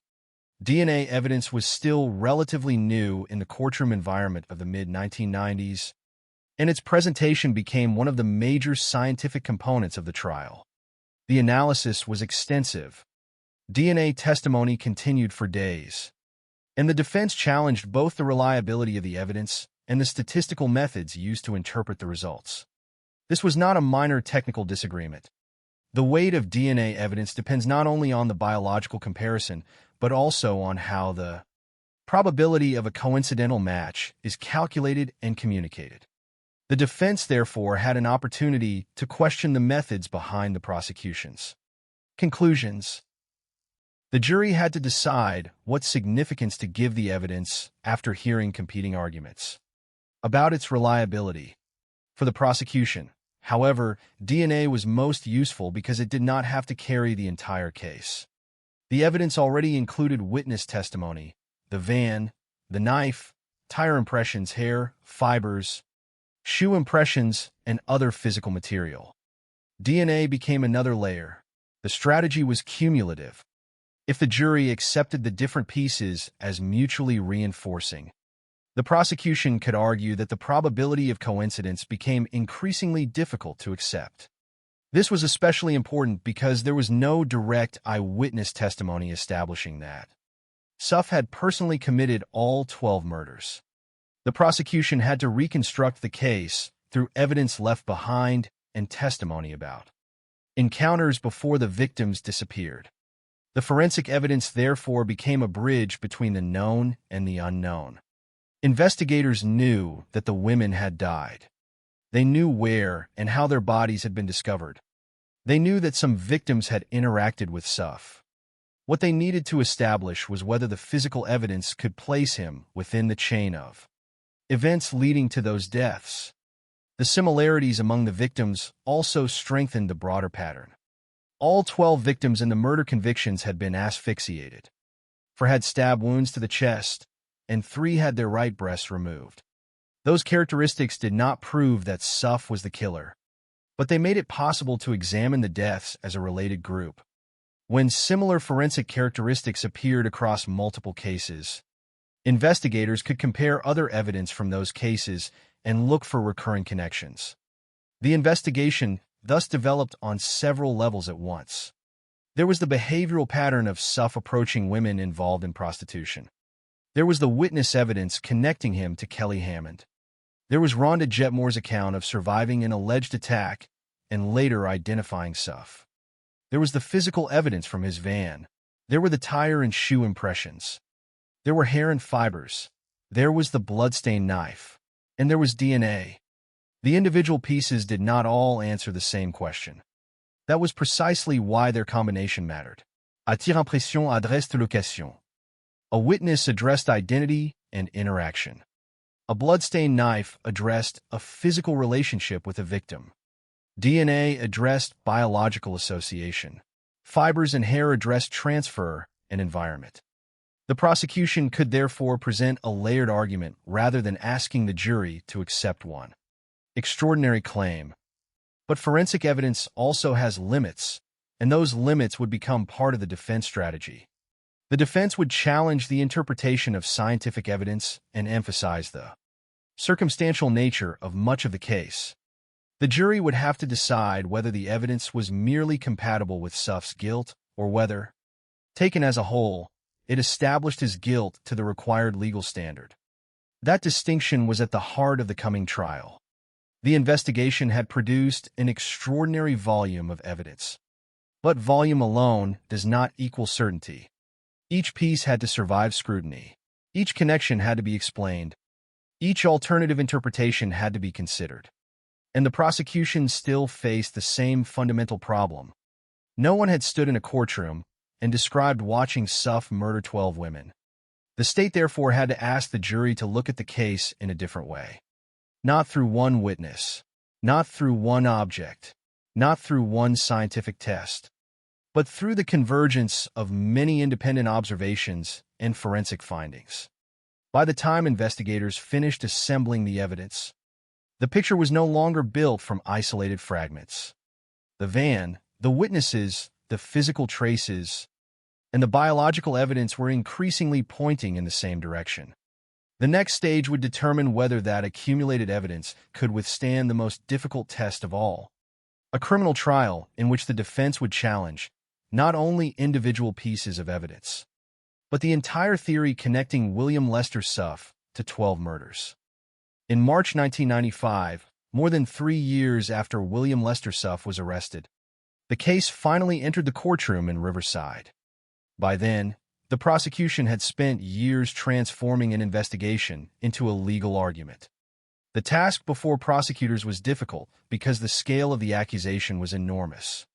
They were not asking a jury to decide whether Suff had committed one isolated killing. They were presenting 12 first-degree murder charges, along with an attempted murder charge involving Rhonda Jetmore. The evidence was extensive, but much of it was circumstantial and forensic. There was no witness who had seen Suff directly carry out all 12 murders. The prosecution therefore had to construct its case carefully, connecting individual pieces of evidence until the jury could evaluate the entire pattern. Prosecutor Paul Zellerbach faced a fundamental problem from the beginning. Suspicion was not enough. The fact that Suff had been seen around women involved in prostitution could not establish that he had killed them. His possession of a van could not establish that he had used it to commit murders. Even the discovery of a blood-stained knife inside the van required explanation and forensic interpretation. The prosecution therefore presented the case as a network of evidence rather than a single dramatic revelation. The 12 victims were introduced through their identities and the circumstances surrounding their deaths. The similarities were important. According to the California Supreme Court material, all 12 victims in the murder convictions had been asphyxiated. 4 had stab wounds to the chest, and 3 had their right breasts removed. These similarities helped establish that the murders could be considered together, but the prosecution still needed to connect Suff personally to the individual cases. The evidence had to move from pattern to identification. One of the strongest human elements of the prosecution's case was Rhonda Jetmore. She was not one of the 12 murder victims. She had survived an encounter with Suff and accused him of attempting to strangle her. Her testimony gave jurors something that much of the murder evidence could not: the account of a living woman describing an alleged attack by the defendant himself. During the trial, Jetmore identified Suff in court. When asked whether she was certain, she indicated that there was no doubt in her mind. Her testimony was significant not only because it supported the attempted murder charge, but because it provided a direct connection between Suff and violent behavior toward a woman in the same general environment in which he had encountered several victims. Yet the prosecution could not simply ask jurors to assume that because Jetmore accused Suff of attacking her, he must also have killed 12 other women. The murder charges had to be proven independently through the evidence connected to those victims. That brought the van back into the center of the case. Witnesses had placed Suff with women in the prostitution environment. One woman had rejected his proposition and later described the man she had seen with another woman, who was identified as Kelly Hammond. Hammond's friend identified Suff as the driver of the van Hammond entered on the night she disappeared. The van itself had yielded physical evidence, including a bloodstained knife, rope, and other objects. Investigators had also compared tire impressions with evidence from crime scenes. These details gave prosecutors a way to move from witness recollection to physical evidence. A witness could say she saw Suff. The vehicle could then be examined for traces that might corroborate a connection to the victims and locations. The prosecution also presented the results of forensic examination. Hair, fibers, carpet fibers, shoe impressions, and tire impressions had been used to connect Suff with more than one victim. These forms of evidence were not visually dramatic. A jury could not simply look at a fiber and immediately understand its significance. Experts had to explain what the evidence represented and how the comparisons had been made. The same was true of hair and impressions. The prosecution's challenge was therefore partly educational. The jurors had to understand why small physical traces could matter when they appeared repeatedly across different cases. The most technically demanding testimony involved DNA. Seminal material from 11 victims was subjected to DNA analysis. The testimony lasted for days, reflecting both the importance of the evidence and the complexity of the scientific issues involved. The defense attacked the reliability of the DNA evidence and questioned the statistical methods used to interpret it. This challenge was significant because the jury was being asked to place substantial weight on scientific evidence that was still relatively new in the criminal courtroom. The defense could not simply argue that DNA existed. It had to challenge what the DNA results actually meant. The prosecution, in turn, presented the DNA as one part of a much larger case. This approach was essential. If the entire prosecution depended upon a single scientific technique, then an effective attack on that technique could potentially damage the entire case. But the state had other evidence.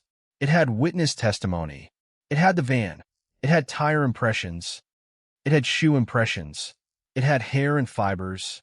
It had the bloodstained knife. It had the similarities among the victims. And it had Jetmore's identification. The prosecution's argument was therefore cumulative.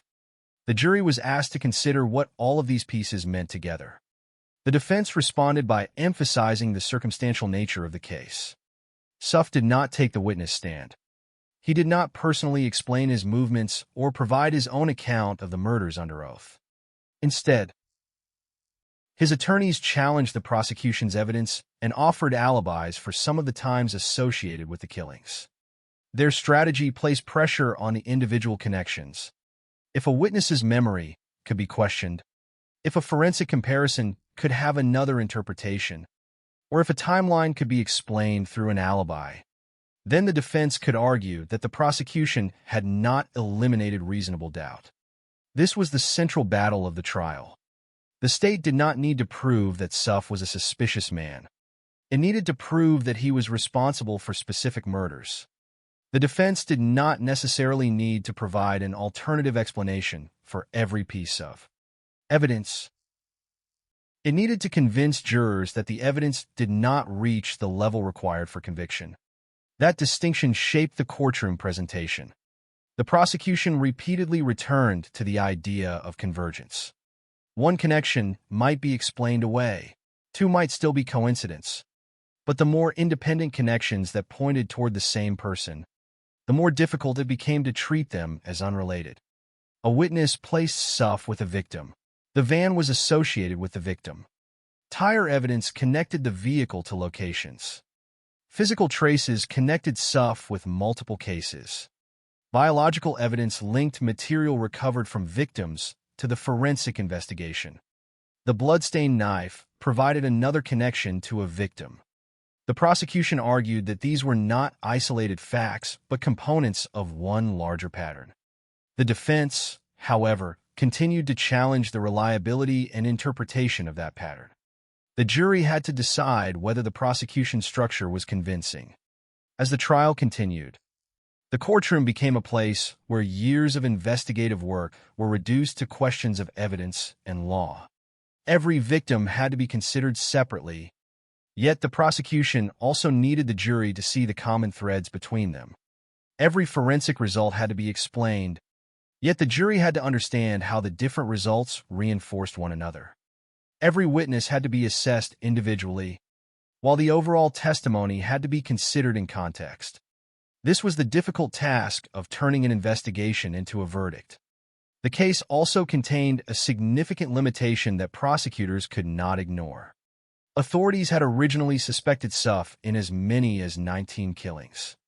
14 cases were presented to the grand jury, but not all suspected murders became convictions. One case, involving Sherry Pacer, demonstrated the difference between investigative suspicion and courtroom proof.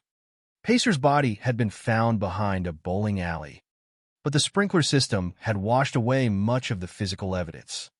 The jury ultimately failed to reach a unanimous conclusion sufficient to convict Suff in that case. That outcome mattered because it showed that the jury was not simply accepting every allegation against him. The prosecution's success depended on the evidence available in each individual case. The courtroom process, therefore, became a test of the forensic wall built over the preceding years. Investigators had gathered fragments. Prosecutors had organized them. Experts explained them. Witnesses described their encounters. The defense challenged them. And the jury had to determine whether the combined evidence established guilt beyond a reasonable doubt. By July 1995, that decision was approaching. The 12 women whose deaths formed the murder charges had become the center of a prosecution that stretched across years of investigation. Their names were no longer simply entries in separate case files. They were being presented together as victims of one defendant. On July 19, 1995, the jury would deliver its verdict. After months of testimony and argument, the question would finally move from investigation to judgment. Whether William Lester Suff was guilty of the 12 murders and the attempted murder charged against him. The answer would be decisive, but it would not yet be the end of the case. If the jury found him guilty, another stage would follow, one in which prosecutors would present the history of violence that had preceded the Riverside killings and ask the jury to determine the ultimate punishment. The courtroom had spent months examining the evidence against William Lester Suff, but on July 19, 1995, the investigation finally reached its most consequential moment. The jury returned its verdict. Suff was found guilty of 12 counts of first-degree murder and 1 count of attempted murder, involving Rhonda Jetmore. The verdict represented the culmination of years of investigation into deaths that had initially appeared to be separate cases.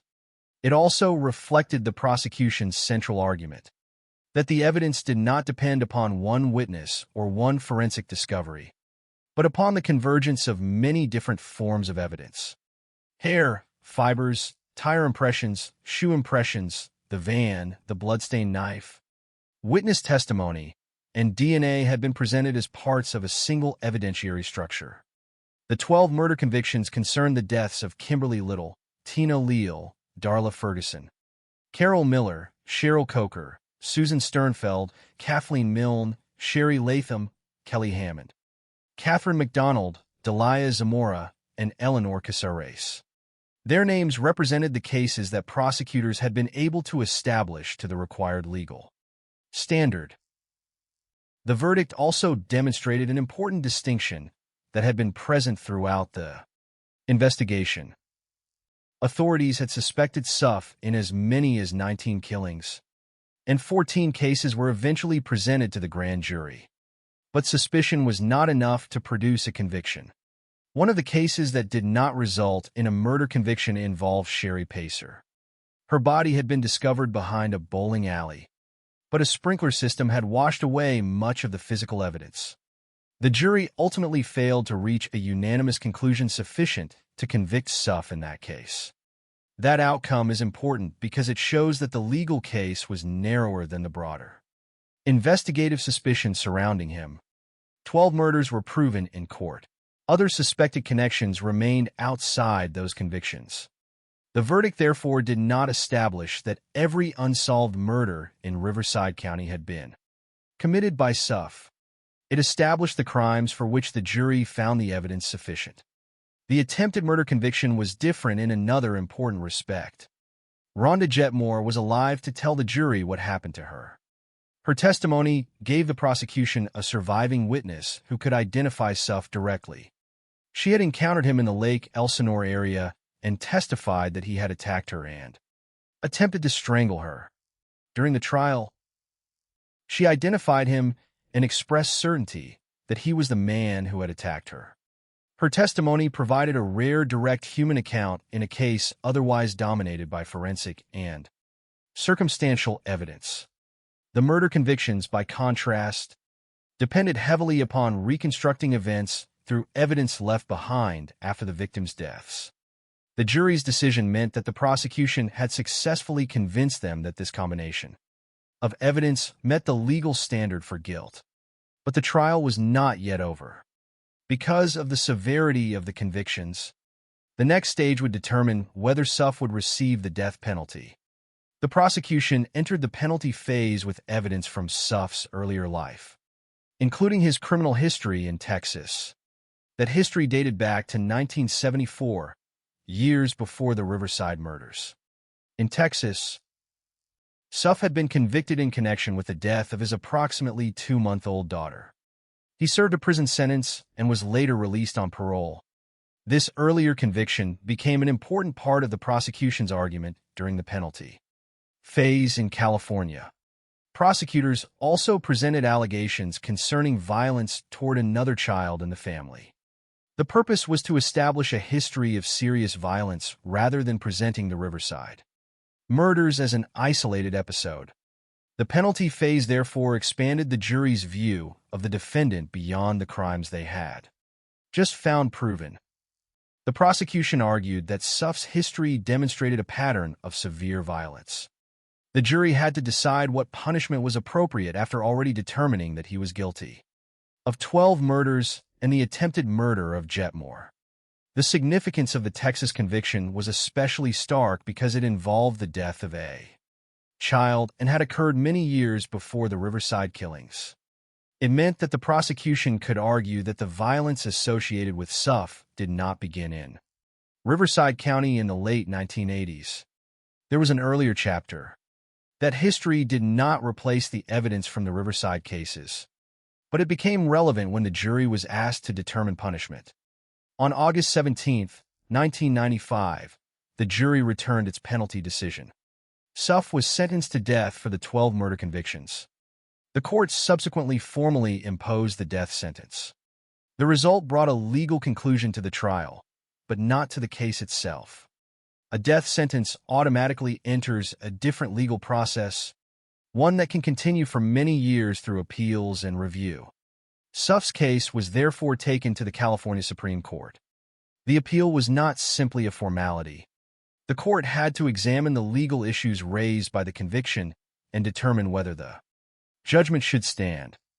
Years after the trial, the case remained active in the judicial system. On April 28, 2014, the California Supreme Court reviewed People v. Suff and upheld the judgment. The court affirmed the 12 first-degree murder convictions the attempted murder conviction, and the death sentences associated with the 12 murders. In legal terms, the original verdict remained intact. Nearly 2 decades after the jury had first returned its decision, the highest court in California had not overturned it. That outcome is significant because it closes the distinction between accusation and final judicial review. Suff had first become a suspect in a much larger investigative inquiry. He had then been prosecuted in 14 cases. He had ultimately been convicted in 12 murders and 1 attempted murder. And after years of appellate review, those convictions and the death sentence were maintained. Yet the case leaves questions that a verdict cannot necessarily answer. Investigators had suspected Suff in 19 killings. The prosecution did not establish every one of those cases. The difference matters because the public understanding of a serial murder investigation can easily become broader than the evidence proven in court. The legally established number remains 12 murder victims. Any additional cases must be described as suspected or investigated connections rather than established facts. That distinction is particularly important when discussing victims whose cases were never resolved. Through a conviction, a responsible account must resist the temptation to turn suspicion into certainty. The same caution applies to the question of how many women Suff may have killed. The evidence supplied for this account establishes 12 convictions. It also establishes that authorities investigated a larger number of suspected killings. Beyond that, the facts do not permit a definitive conclusion. What can be said with certainty is that the 12 women represented a series of deaths connected through an extraordinary body of evidence. Their cases shared forensic characteristics. Their deaths occurred within the same broader geographic environment. Some victims were connected to Suff through witnesses. His van became a significant source of physical evidence. Tire and shoe impressions, hair, fibers, biological material, and DNA were examined. A bloodstained knife found in the van was associated through blood evidence with a victim from the final murder in the series. Rhonda Jetmore survived an alleged attack and identified Suff in court. The prosecution assembled those elements into a case that the jury found persuasive beyond a reasonable doubt. The story is therefore not simply about a man who was eventually arrested. It is about how investigators converted fragments into a structure strong enough to survive trial and appeal. At the same time, the case illustrates how vulnerable people can become difficult to protect when their disappearances occur in circumstances that are not immediately recognized as part of a larger pattern. The women whose deaths formed these convictions were largely involved in prostitution. Their circumstances may have made it easier for disappearances to remain disconnected from one another. But once investigators began comparing cases, similarities emerged. Once witnesses provided descriptions, Suff became more identifiable. Once the van was examined, physical evidence became available. Once forensic techniques were applied across cases, individual traces began to reinforce one another. And once those pieces were brought into court, the jury was able to consider the entire pattern. The final legal judgment did not restore the lives that had been lost. It could not answer every question about every suspected murder, and it could not erase the years during which the victims' cases remained unresolved. What it could do was establish responsibility for 12 murders under the law and impose the maximum punishment available in California at the time. The death sentence marked the formal conclusion of the trial, but the larger significance of the case lies elsewhere. It lies in the names of the women, in the evidence that preserved connections between their deaths, and in the investigative process that transformed scattered tragedies into one of the most significant serial murder prosecutions in Riverside County. Their cases began as separate investigations. They ended as part of one courtroom record, and the evidence that connected them remains the central reason William Suff was ultimately held legally responsible for 12 murders. The conviction of William Lester Suff brought a legal conclusion to 12 murder cases, but it did not bring an end to the questions surrounding the Riverside killings. A verdict can determine responsibility according to the evidence presented in court. It cannot restore the lives that were lost, erase the years of uncertainty experienced by families and friends, or provide an answer for every woman whose death investigators once considered part of the same pattern. That distinction is essential when looking back at the case.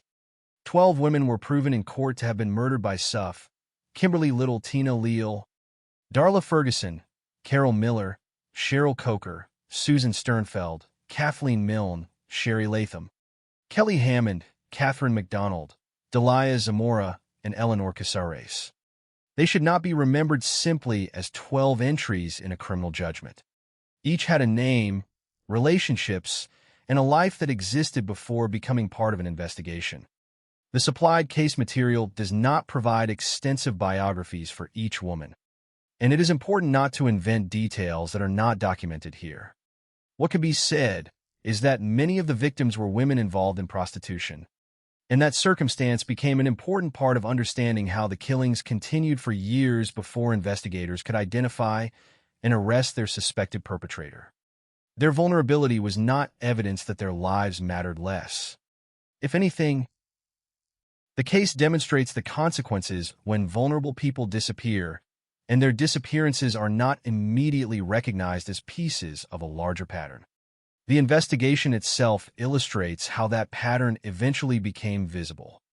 At first, the deaths were separated by time and location. The bodies were discovered in different circumstances, including rural areas and locations associated with discarded material. There was no single crime scene that contained all the answers. Investigators had to compare cases, looking for similarities in the circumstances and forensic findings. Eventually, the common characteristics became difficult to ignore. All 12 victims in the murder convictions had been asphyxiated. 4 had also suffered stab wounds to the chest, and 3 had their right breasts removed. These details were not, by themselves, enough to identify a killer, but they helped establish a pattern that encouraged investigators to examine the cases together. The investigation also demonstrated why witnesses can be crucial even when they did not witness a murder. One woman who had rejected Suff's proposition was able to describe him after seeing him with another woman. That woman was later identified as Kelly Hammond. Hammond's friend also identified Suff as the driver of the van Hammond entered on the night she disappeared. These observations placed Suff in proximity to a victim before her death. They did not tell the complete story, but they created a connection that investigators could test against physical evidence. Rhonda Jetmore's role was different. She survived an encounter with Suff and later identified him in court as the man who attacked her and attempted to strangle her. Her testimony gave the prosecution something almost entirely absent from the murder cases: a living witness describing an alleged violent encounter with the accused. Her presence in the case also reminds us that the investigation was not solely about evidence recovered after death. There were people who survived, remembered, and were willing to testify. The case's forensic dimension became equally important. The van associated with Suff contained a blood-stained knife, rope, and other objects. The knife carried blood that, according to the case material, matched a victim from the final murder in the series and did not match Suff. Investigators examined tire impressions, shoe impressions, hair, animal hair, fibers, and carpet fibers. The California Supreme Court later noted that these types of evidence connected Suff with multiple victims. DNA analysis added another layer. Seminal material recovered from 11 victims was examined through DNA testing, and the testimony concerning that evidence occupied several days of the trial. The defense challenged the reliability and statistical interpretation of the DNA evidence, but the prosecution presented it alongside the other forensic and circumstantial evidence rather than relying upon DNA alone. This cumulative structure became one of the most important characteristics of the case. There was no single piece of evidence that needed to carry the entire prosecution. Instead, the state asked the jury to consider the combined significance of the evidence. The case also offers an important lesson about the limits of an investigation. When Suff was arrested in January 1992, authorities suspected that he might be connected to 19 killings of women in Riverside County. 14 cases were eventually presented to the grand jury, but only 12 murder convictions resulted. That difference should remain clear. A suspected connection is not the same as a proven crime. The case of Sherry Pacer demonstrates this limitation. Her body was found behind a bowling alley, but a sprinkler system had washed away much of the physical evidence. The jury did not reach a unanimous conclusion sufficient to convict Suff for her death. Her case therefore remained outside the 12 murder convictions. That outcome is important because it prevents the historical record from becoming broader than the evidence established in court. William Suff was convicted of 12 murders. He was not legally established as the perpetrator of every unsolved killing that investigators considered during the Riverside investigation. His history also raises a broader question about how much can be known about a person from the life visible to others. Suff had an ordinary occupation as a warehouse employee for Riverside County. According to the supplied material, he even participated in delivering furniture to the same investigative authorities who were searching for a serial killer. That contradiction is disturbing, but it should not be turned into a dramatic myth. The important point is simpler. A person's outwardly ordinary employment does not reveal the entirety of their private behavior. The investigation ultimately had to look beyond appearances and rely on evidence. That evidence became the reason the case moved from suspicion to conviction. The earlier Texas conviction added another disturbing chapter to Suff's history. In 1974, he had been convicted in connection with the death of his approximately 2-month-old daughter. He served a prison sentence and was later released on parole.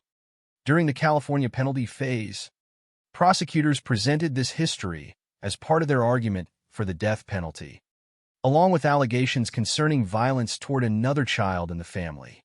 The jury subsequently sentenced Suff to death for the 12 murders. The California Supreme Court later reviewed the case and, in 2014, upheld the convictions and death sentences. The legal record therefore remained intact decades after the Riverside investigation had begun. But even after the appellate decision, another question remains. What does justice mean in a case like this? Legally, the answer is straightforward. Suff was convicted of 12 first-degree murders and 1 attempted murder, and the death penalty was imposed for the 12 murder convictions. Yet justice for victims is larger than punishment. It also involves recognition. The women must be remembered as people rather than merely as evidence. Their deaths should not be reduced to the forensic details that helped convict their killer. The investigation depended upon those details, but the reason the investigation mattered was that 12 lives had been taken. Their circumstances may have placed them at greater risk, but they did not make them less worthy of protection, attention, or remembrance. The Riverside killings also demonstrate the importance of taking patterns seriously. A single disappearance can appear isolated. A second may seem unrelated. A third can still be explained away as coincidence. But when investigators compare cases systematically, similarities can emerge that are invisible when each file is considered alone. In this case, the repeated circumstances of the victims, the encounters with Suff, the van, the physical traces, and the forensic evidence eventually formed a coherent picture. The investigation moved from scattered fragments toward a unified case. That process took years. It required witnesses to remember what they had seen, investigators to compare evidence, forensic specialists to analyze minute traces, and prosecutors to present the material in a form a jury could evaluate. The result was not a perfect resolution. Some suspected killings remained outside the convictions. Some questions about the larger series could not be answered with certainty. But 12 murders were established beyond a reasonable doubt, and the person responsible was identified, prosecuted, convicted, and sentenced. Perhaps the most important reflection is therefore not about the mythology of a serial killer. It is about the women whose deaths eventually forced investigators to see a pattern. Their lives existed before the investigation, and their identities should remain larger than the crimes committed against them. The evidence mattered because it preserved connections between their cases. The trial mattered because it gave those cases a legal conclusion, and the eventual judgment mattered because it formally recognized what had happened to them. William Suff's story is often remembered through the number 12, the death sentence, the forensic evidence, and the years of investigation. But behind every number was a person. Behind every case file was a life interrupted. Behind every forensic sample was a victim whose death had once seemed like a separate tragedy. The lasting lesson of the Riverside investigation is that those separate tragedies were eventually brought together, not to create a legend around their killer, but to establish responsibility for the women whose lives had been taken. The story of William Lester Suff does not end with the jury's verdict or even with the California Supreme Court's later decision to uphold it. A case of this scale leaves behind something more complicated: a record of victims, evidence, unanswered questions, investigative lessons, and a reminder of the difference between what authorities suspected and what a court was able to prove. The Riverside killings became one of California's most significant serial murder prosecutions. But their importance is not simply the number of convictions or the severity of the sentence. The case demonstrates how a long series of apparently disconnected deaths can eventually be transformed into a coherent investigation through persistence, witness testimony, and forensic evidence. At the center of that story remain the 12 women whose murders resulted in convictions: Kimberly Little, Tina Leal, Darla Ferguson, Carol Miller, Cheryl Coker, Susan Sternfeld, Kathleen Milne, Sherry Latham, Kelly Hammond, Catherine McDonald, Delia Zamora, and Eleanor Casares. Their names represent the cases established in court. They should also serve as a reminder that the investigation was ultimately about victims rather than the person who killed them. Many of these women were involved in prostitution, a circumstance that placed them in environments where they could encounter strangers such as Suff. It also meant that their disappearances could be more difficult to recognize immediately as part of a larger pattern. That vulnerability is one of the most important aspects of the case. It would be easy years later to look at the murders only as a forensic puzzle. Hair, fibers, tire marks, shoe impressions, DNA, and blood evidence are compelling because they show how investigators eventually connected separate cases. But the scientific evidence existed because people had died. The purpose of the investigation was not simply to solve an intellectual mystery. It was to establish what had happened to women whose lives had been abruptly taken from them. The case also demonstrates the importance of surviving witnesses. Rhonda Jetmore was not among the 12 murder victims, but her testimony provided an unusually direct connection to Suff. She testified that he had attacked her and attempted to strangle her, and she identified him in court without expressing doubt. Her testimony became the basis for the attempted murder conviction. In an investigation dominated by evidence recovered after the victims' deaths, the presence of a survivor was particularly significant. She could describe an encounter from her own experience rather than relying on physical traces left behind. The testimony from other witnesses was also important. A woman who had rejected Suff's proposition gave police a description after seeing him with another woman, later identified as Kelly Hammond. Hammond's friend identified Suff as the driver of the van Hammond entered on the evening she disappeared. These observations did not prove every element of the murder, but they helped establish a chain of circumstances that investigators could test against physical evidence. The van itself became one of the central objects in the case.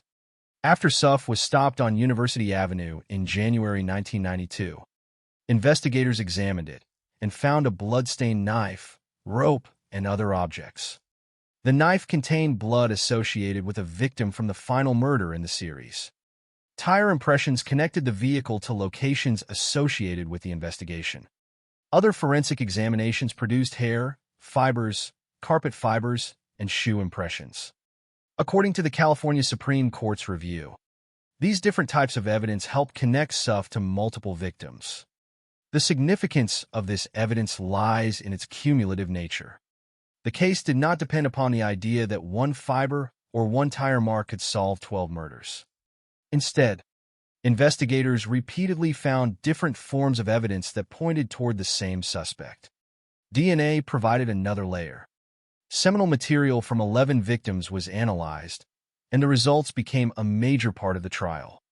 The defense challenged the reliability of the testing and the statistical interpretation of the findings.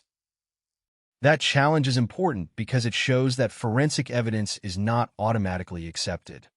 Simply because it comes from a laboratory, it must be explained, tested, and defended in court. The prosecution's advantage was that DNA did not stand alone. Even if jurors questioned one part of the scientific evidence, they still had to consider the testimony, physical evidence, vehicle evidence, and other forensic findings. The prosecution's argument was therefore based on convergence rather than a single technological breakthrough. The history of the investigation also illustrates the importance of restraint. When Suff was arrested, authorities believed he might be connected to 19 killings of women in Riverside County. 14 cases were eventually presented to the grand jury, but only 12 murder convictions resulted. This difference is more than a statistical detail. It represents the boundary between suspicion and proof. Investigators may have strong reasons to suspect that one person was responsible for additional crimes, but unless the evidence reaches the required legal standard, those allegations cannot simply be transformed into established facts. The Sherry Pacer case demonstrates that principle. Her body was discovered behind a bowling alley, but the sprinkler system had destroyed much of the physical evidence. The jury did not reach a unanimous conclusion sufficient to convict Suff in that case. The legal record therefore remained narrower than the broader suspicion surrounding the investigation. The same caution applies to the question of how many victims Suff may actually have had. 12 is the number established by conviction. More than 12 were investigated or suspected. Beyond that, certainty is not justified by the supplied evidence. This distinction should remain central to any responsible account of the case. The aftermath also reveals the importance of the defendant's earlier history. Suff's 1974 Texas conviction, involving the death of his approximately 2-month-old daughter, became part of the penalty phase in California. He had served a prison sentence and was later released on parole.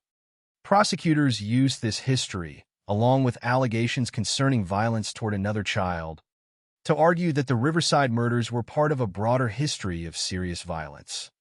The jury ultimately sentenced him to death for the 12 murder convictions. The California Supreme Court later upheld the convictions and death sentences in 2014. That appellate decision confirmed that the legal judgment against Suff remained in place. Yet a legal conclusion does not necessarily resolve every human question. Families and friends of victims may still carry the consequences of a death long after a verdict has been entered. The judicial system can establish guilt and impose punishment, but it cannot undo the loss. It also cannot provide certainty about every unanswered question surrounding a larger investigation. That is why the legacy of the Riverside killings should not be measured solely by the fate of the offender.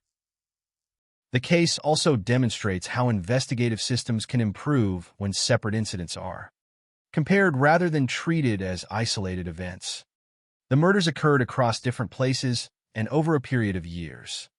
Investigators had to recognize similarities, preserve evidence, listen to witnesses, and apply forensic techniques that were becoming increasingly important in criminal investigations. By the time the case reached trial, evidence that might once have seemed too small to matter had become part of a larger structure. The investigation shows how forensic science can change the meaning of an old case. A tire mark is simply a tire mark until it can be compared with a vehicle. A fiber is simply a fiber until investigators can establish where it came from. Biological material is simply biological material until DNA analysis can provide a meaningful comparison. Evidence becomes powerful when it can be placed into context. The Riverside investigation was essentially an exercise in context. Investigators were not merely collecting facts. They were determining how those facts related to people, vehicles, locations, victims, and one another. The case also offers a caution about appearances. Suff had an ordinary job with Riverside County.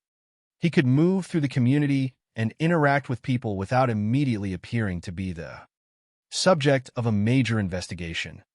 The contrast between his ordinary public role and the accusations eventually proven against him is unsettling.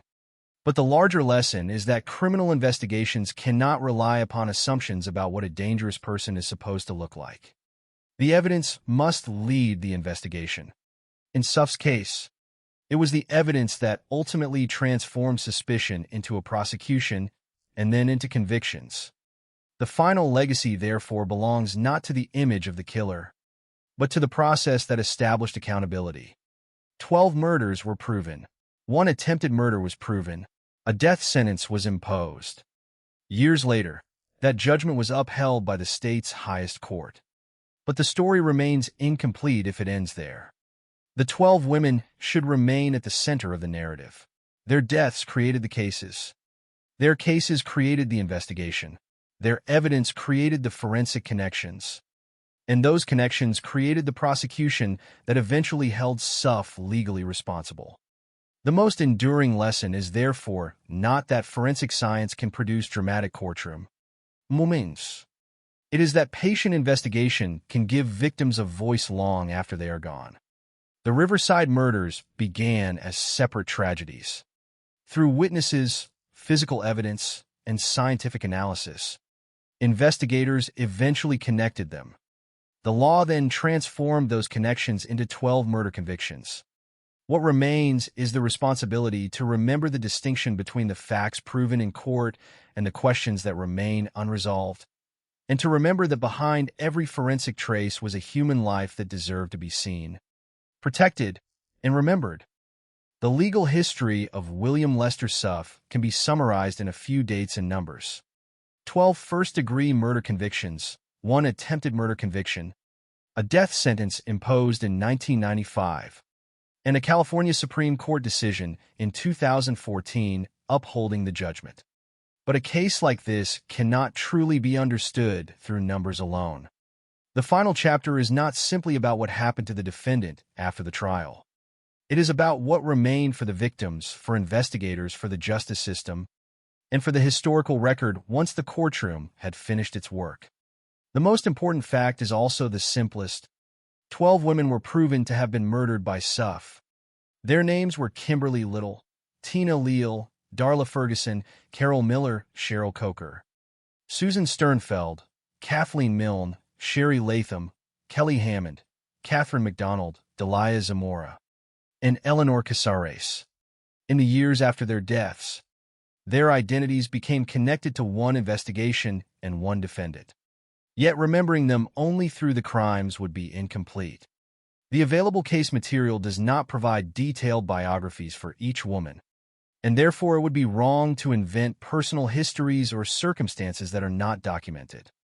What can be said is that many of the victims were women involved in prostitution, and that their circumstances placed them in environments where they could encounter Suff. That vulnerability became a significant part of the case. The investigation demonstrates how a person can be exposed to danger when a disappearance is not immediately recognized as part of a larger series. The Riverside killings did not present investigators with one obvious crime scene where everything could be understood at once. The deaths occurred across different locations and over a period of years. Bodies were found in various places, including isolated areas and locations associated with discarded material. The distance between cases made the investigation more difficult. It required investigators to recognize that separate incidents might share the same perpetrator. Once that possibility became stronger, the cases could be compared for recurring characteristics. The forensic similarities were important. All 12 victims in the murder convictions had been asphyxiated, 4 had suffered stab wounds to the chest, while 3 had their right breasts removed. Those characteristics helped investigators identify a possible pattern. But they were only one part of the larger investigation. The stronger connection emerged when physical evidence began pointing towards Suff. His van became an important part of that process. A woman who had rejected Suff's proposition provided a description of him after seeing him with another woman, later identified as Kelly Hammond. Hammond's friend also identified Suff as the driver of the van Hammond entered on the night she disappeared. After police encountered Suff on University Avenue in January 1992, they stopped him and examined the vehicle. The investigation then found a collection of evidence that could be compared with material recovered from the murder cases. Among the items was a knife containing blood associated with a victim from the final murder in the series. The knife did not contain Suff's blood. Its significance came from its association with a victim. Investigators also examined tire impressions, shoe impressions, hair, animal hair, fibers, and carpet fibers. According to the California Supreme Court, these types of evidence connected Suff to multiple victims. Each category addressed a different aspect of the investigation. Tire evidence could connect a vehicle to a location. Shoe impressions could associate footwear with a scene. Fibers and hair could indicate physical transfer. Biological evidence could provide another form of identification. When several such categories pointed in the same direction, the prosecution could argue that the pattern was not based upon one questionable observation. It was based upon repeated connections. DNA became another major component. Seminal material recovered from 11 victims was analyzed, and the results were presented during the 1995 trial. The testimony lasted for days. The defense challenged the reliability and statistical interpretation of the DNA evidence, demonstrating that forensic science still had to withstand adversarial scrutiny in court. The prosecution's response was not to make DNA the only foundation of the case. Instead, it presented DNA as one part of a larger body of evidence. This cumulative approach was critical because there was no witness who had directly watched Suff carry out all 12 murders. The case had to be reconstructed from what remained. The surviving witness, Rhonda Jetmore, played a different role. She testified that Suff had attacked her and attempted to strangle her. She identified him in court and expressed no doubt about the identification.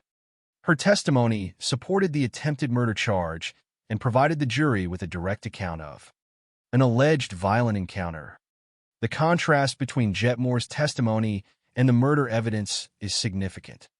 In one case, there was a living witness who could identify the defendant. In the murder cases, investigators had to rely heavily on physical and forensic evidence. Together, these different types of evidence created the structure that prosecutors presented to the jury. The trial itself also reinforced an important principle of criminal justice. Not every allegation becomes a conviction. Authorities initially suspected Suff in as many as 19 killings. 14 cases were presented to the grand jury. But the final legal result was 12 murder convictions and 1 attempted murder conviction. The Sherry Pacer case demonstrates why the distinction matters. Her body was found behind a bowling alley, but the sprinkler system had washed away much of the physical evidence. The jury did not reach a unanimous decision sufficient to convict Suff in that case. Therefore, although the case was part of the broader investigation, it did not become one of the 12 murder convictions. This boundary should be preserved whenever the story is told. A responsible account cannot simply take every suspicion associated with a defendant and treat it as proven. The same caution applies to the broader question of whether Suff may have been responsible for other killings.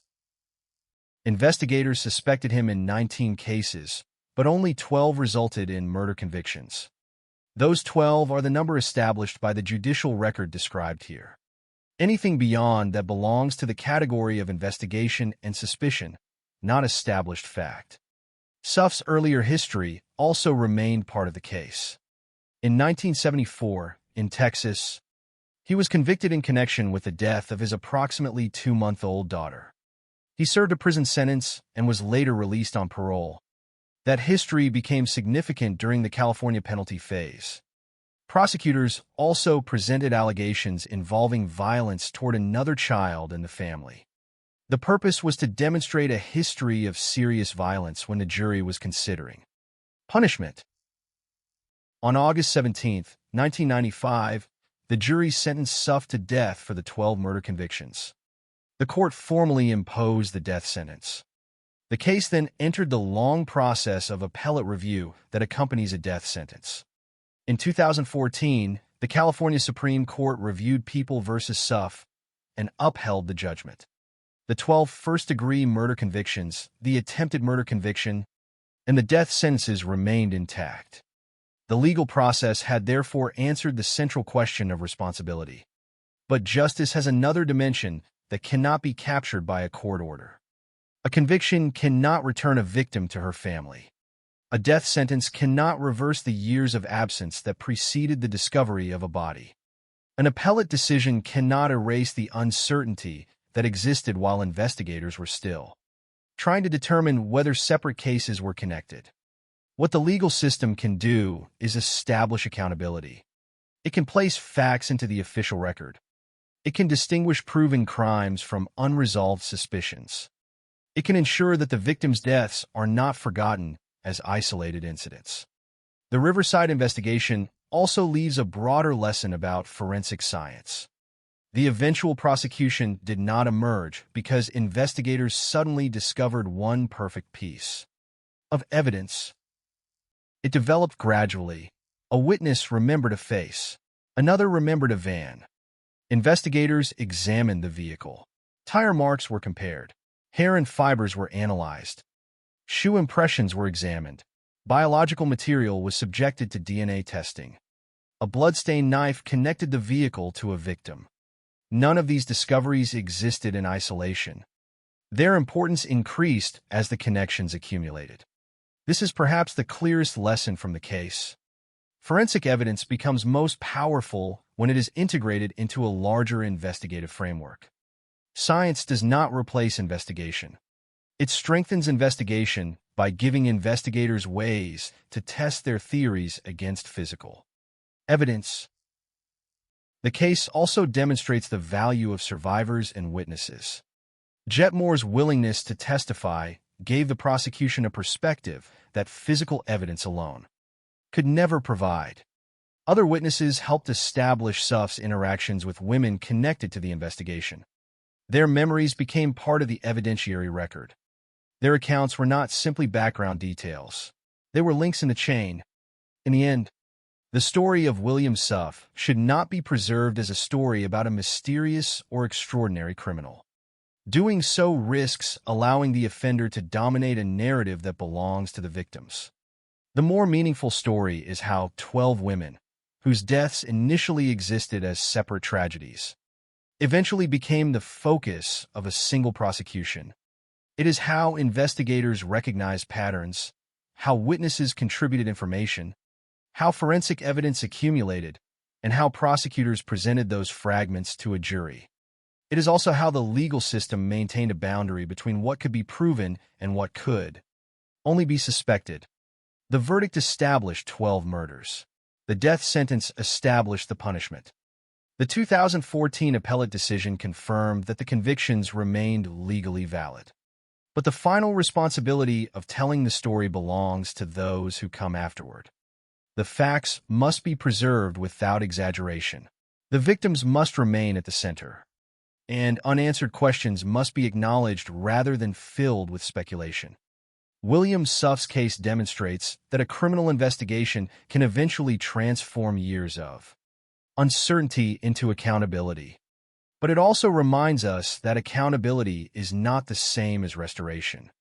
The lives of Kimberly Little, Tina Leal, Darla Ferguson, Carol Miller, Cheryl Coker, Susan Sternfeld, Kathleen Milne, Sherry Latham, Kelly Hammond, Catherine McDonald, Delia Zamora, and Eleanor Casares cannot be restored by any verdict. What the justice system could do was recognize their deaths, establish responsibility for them, and preserve their cases in the historical record. In that sense, The most lasting legacy of the Riverside investigation is not the identity of the man who was convicted. It is the fact that the 12 victims were no longer forgotten, disconnected names in separate files. Their cases were brought together, examined, argued, and ultimately recognized in court. And that is where this story should finally return, not to the killer, but to the women whose lives were taken and whose cases forced investigators to keep looking until the scattered evidence finally formed a pattern.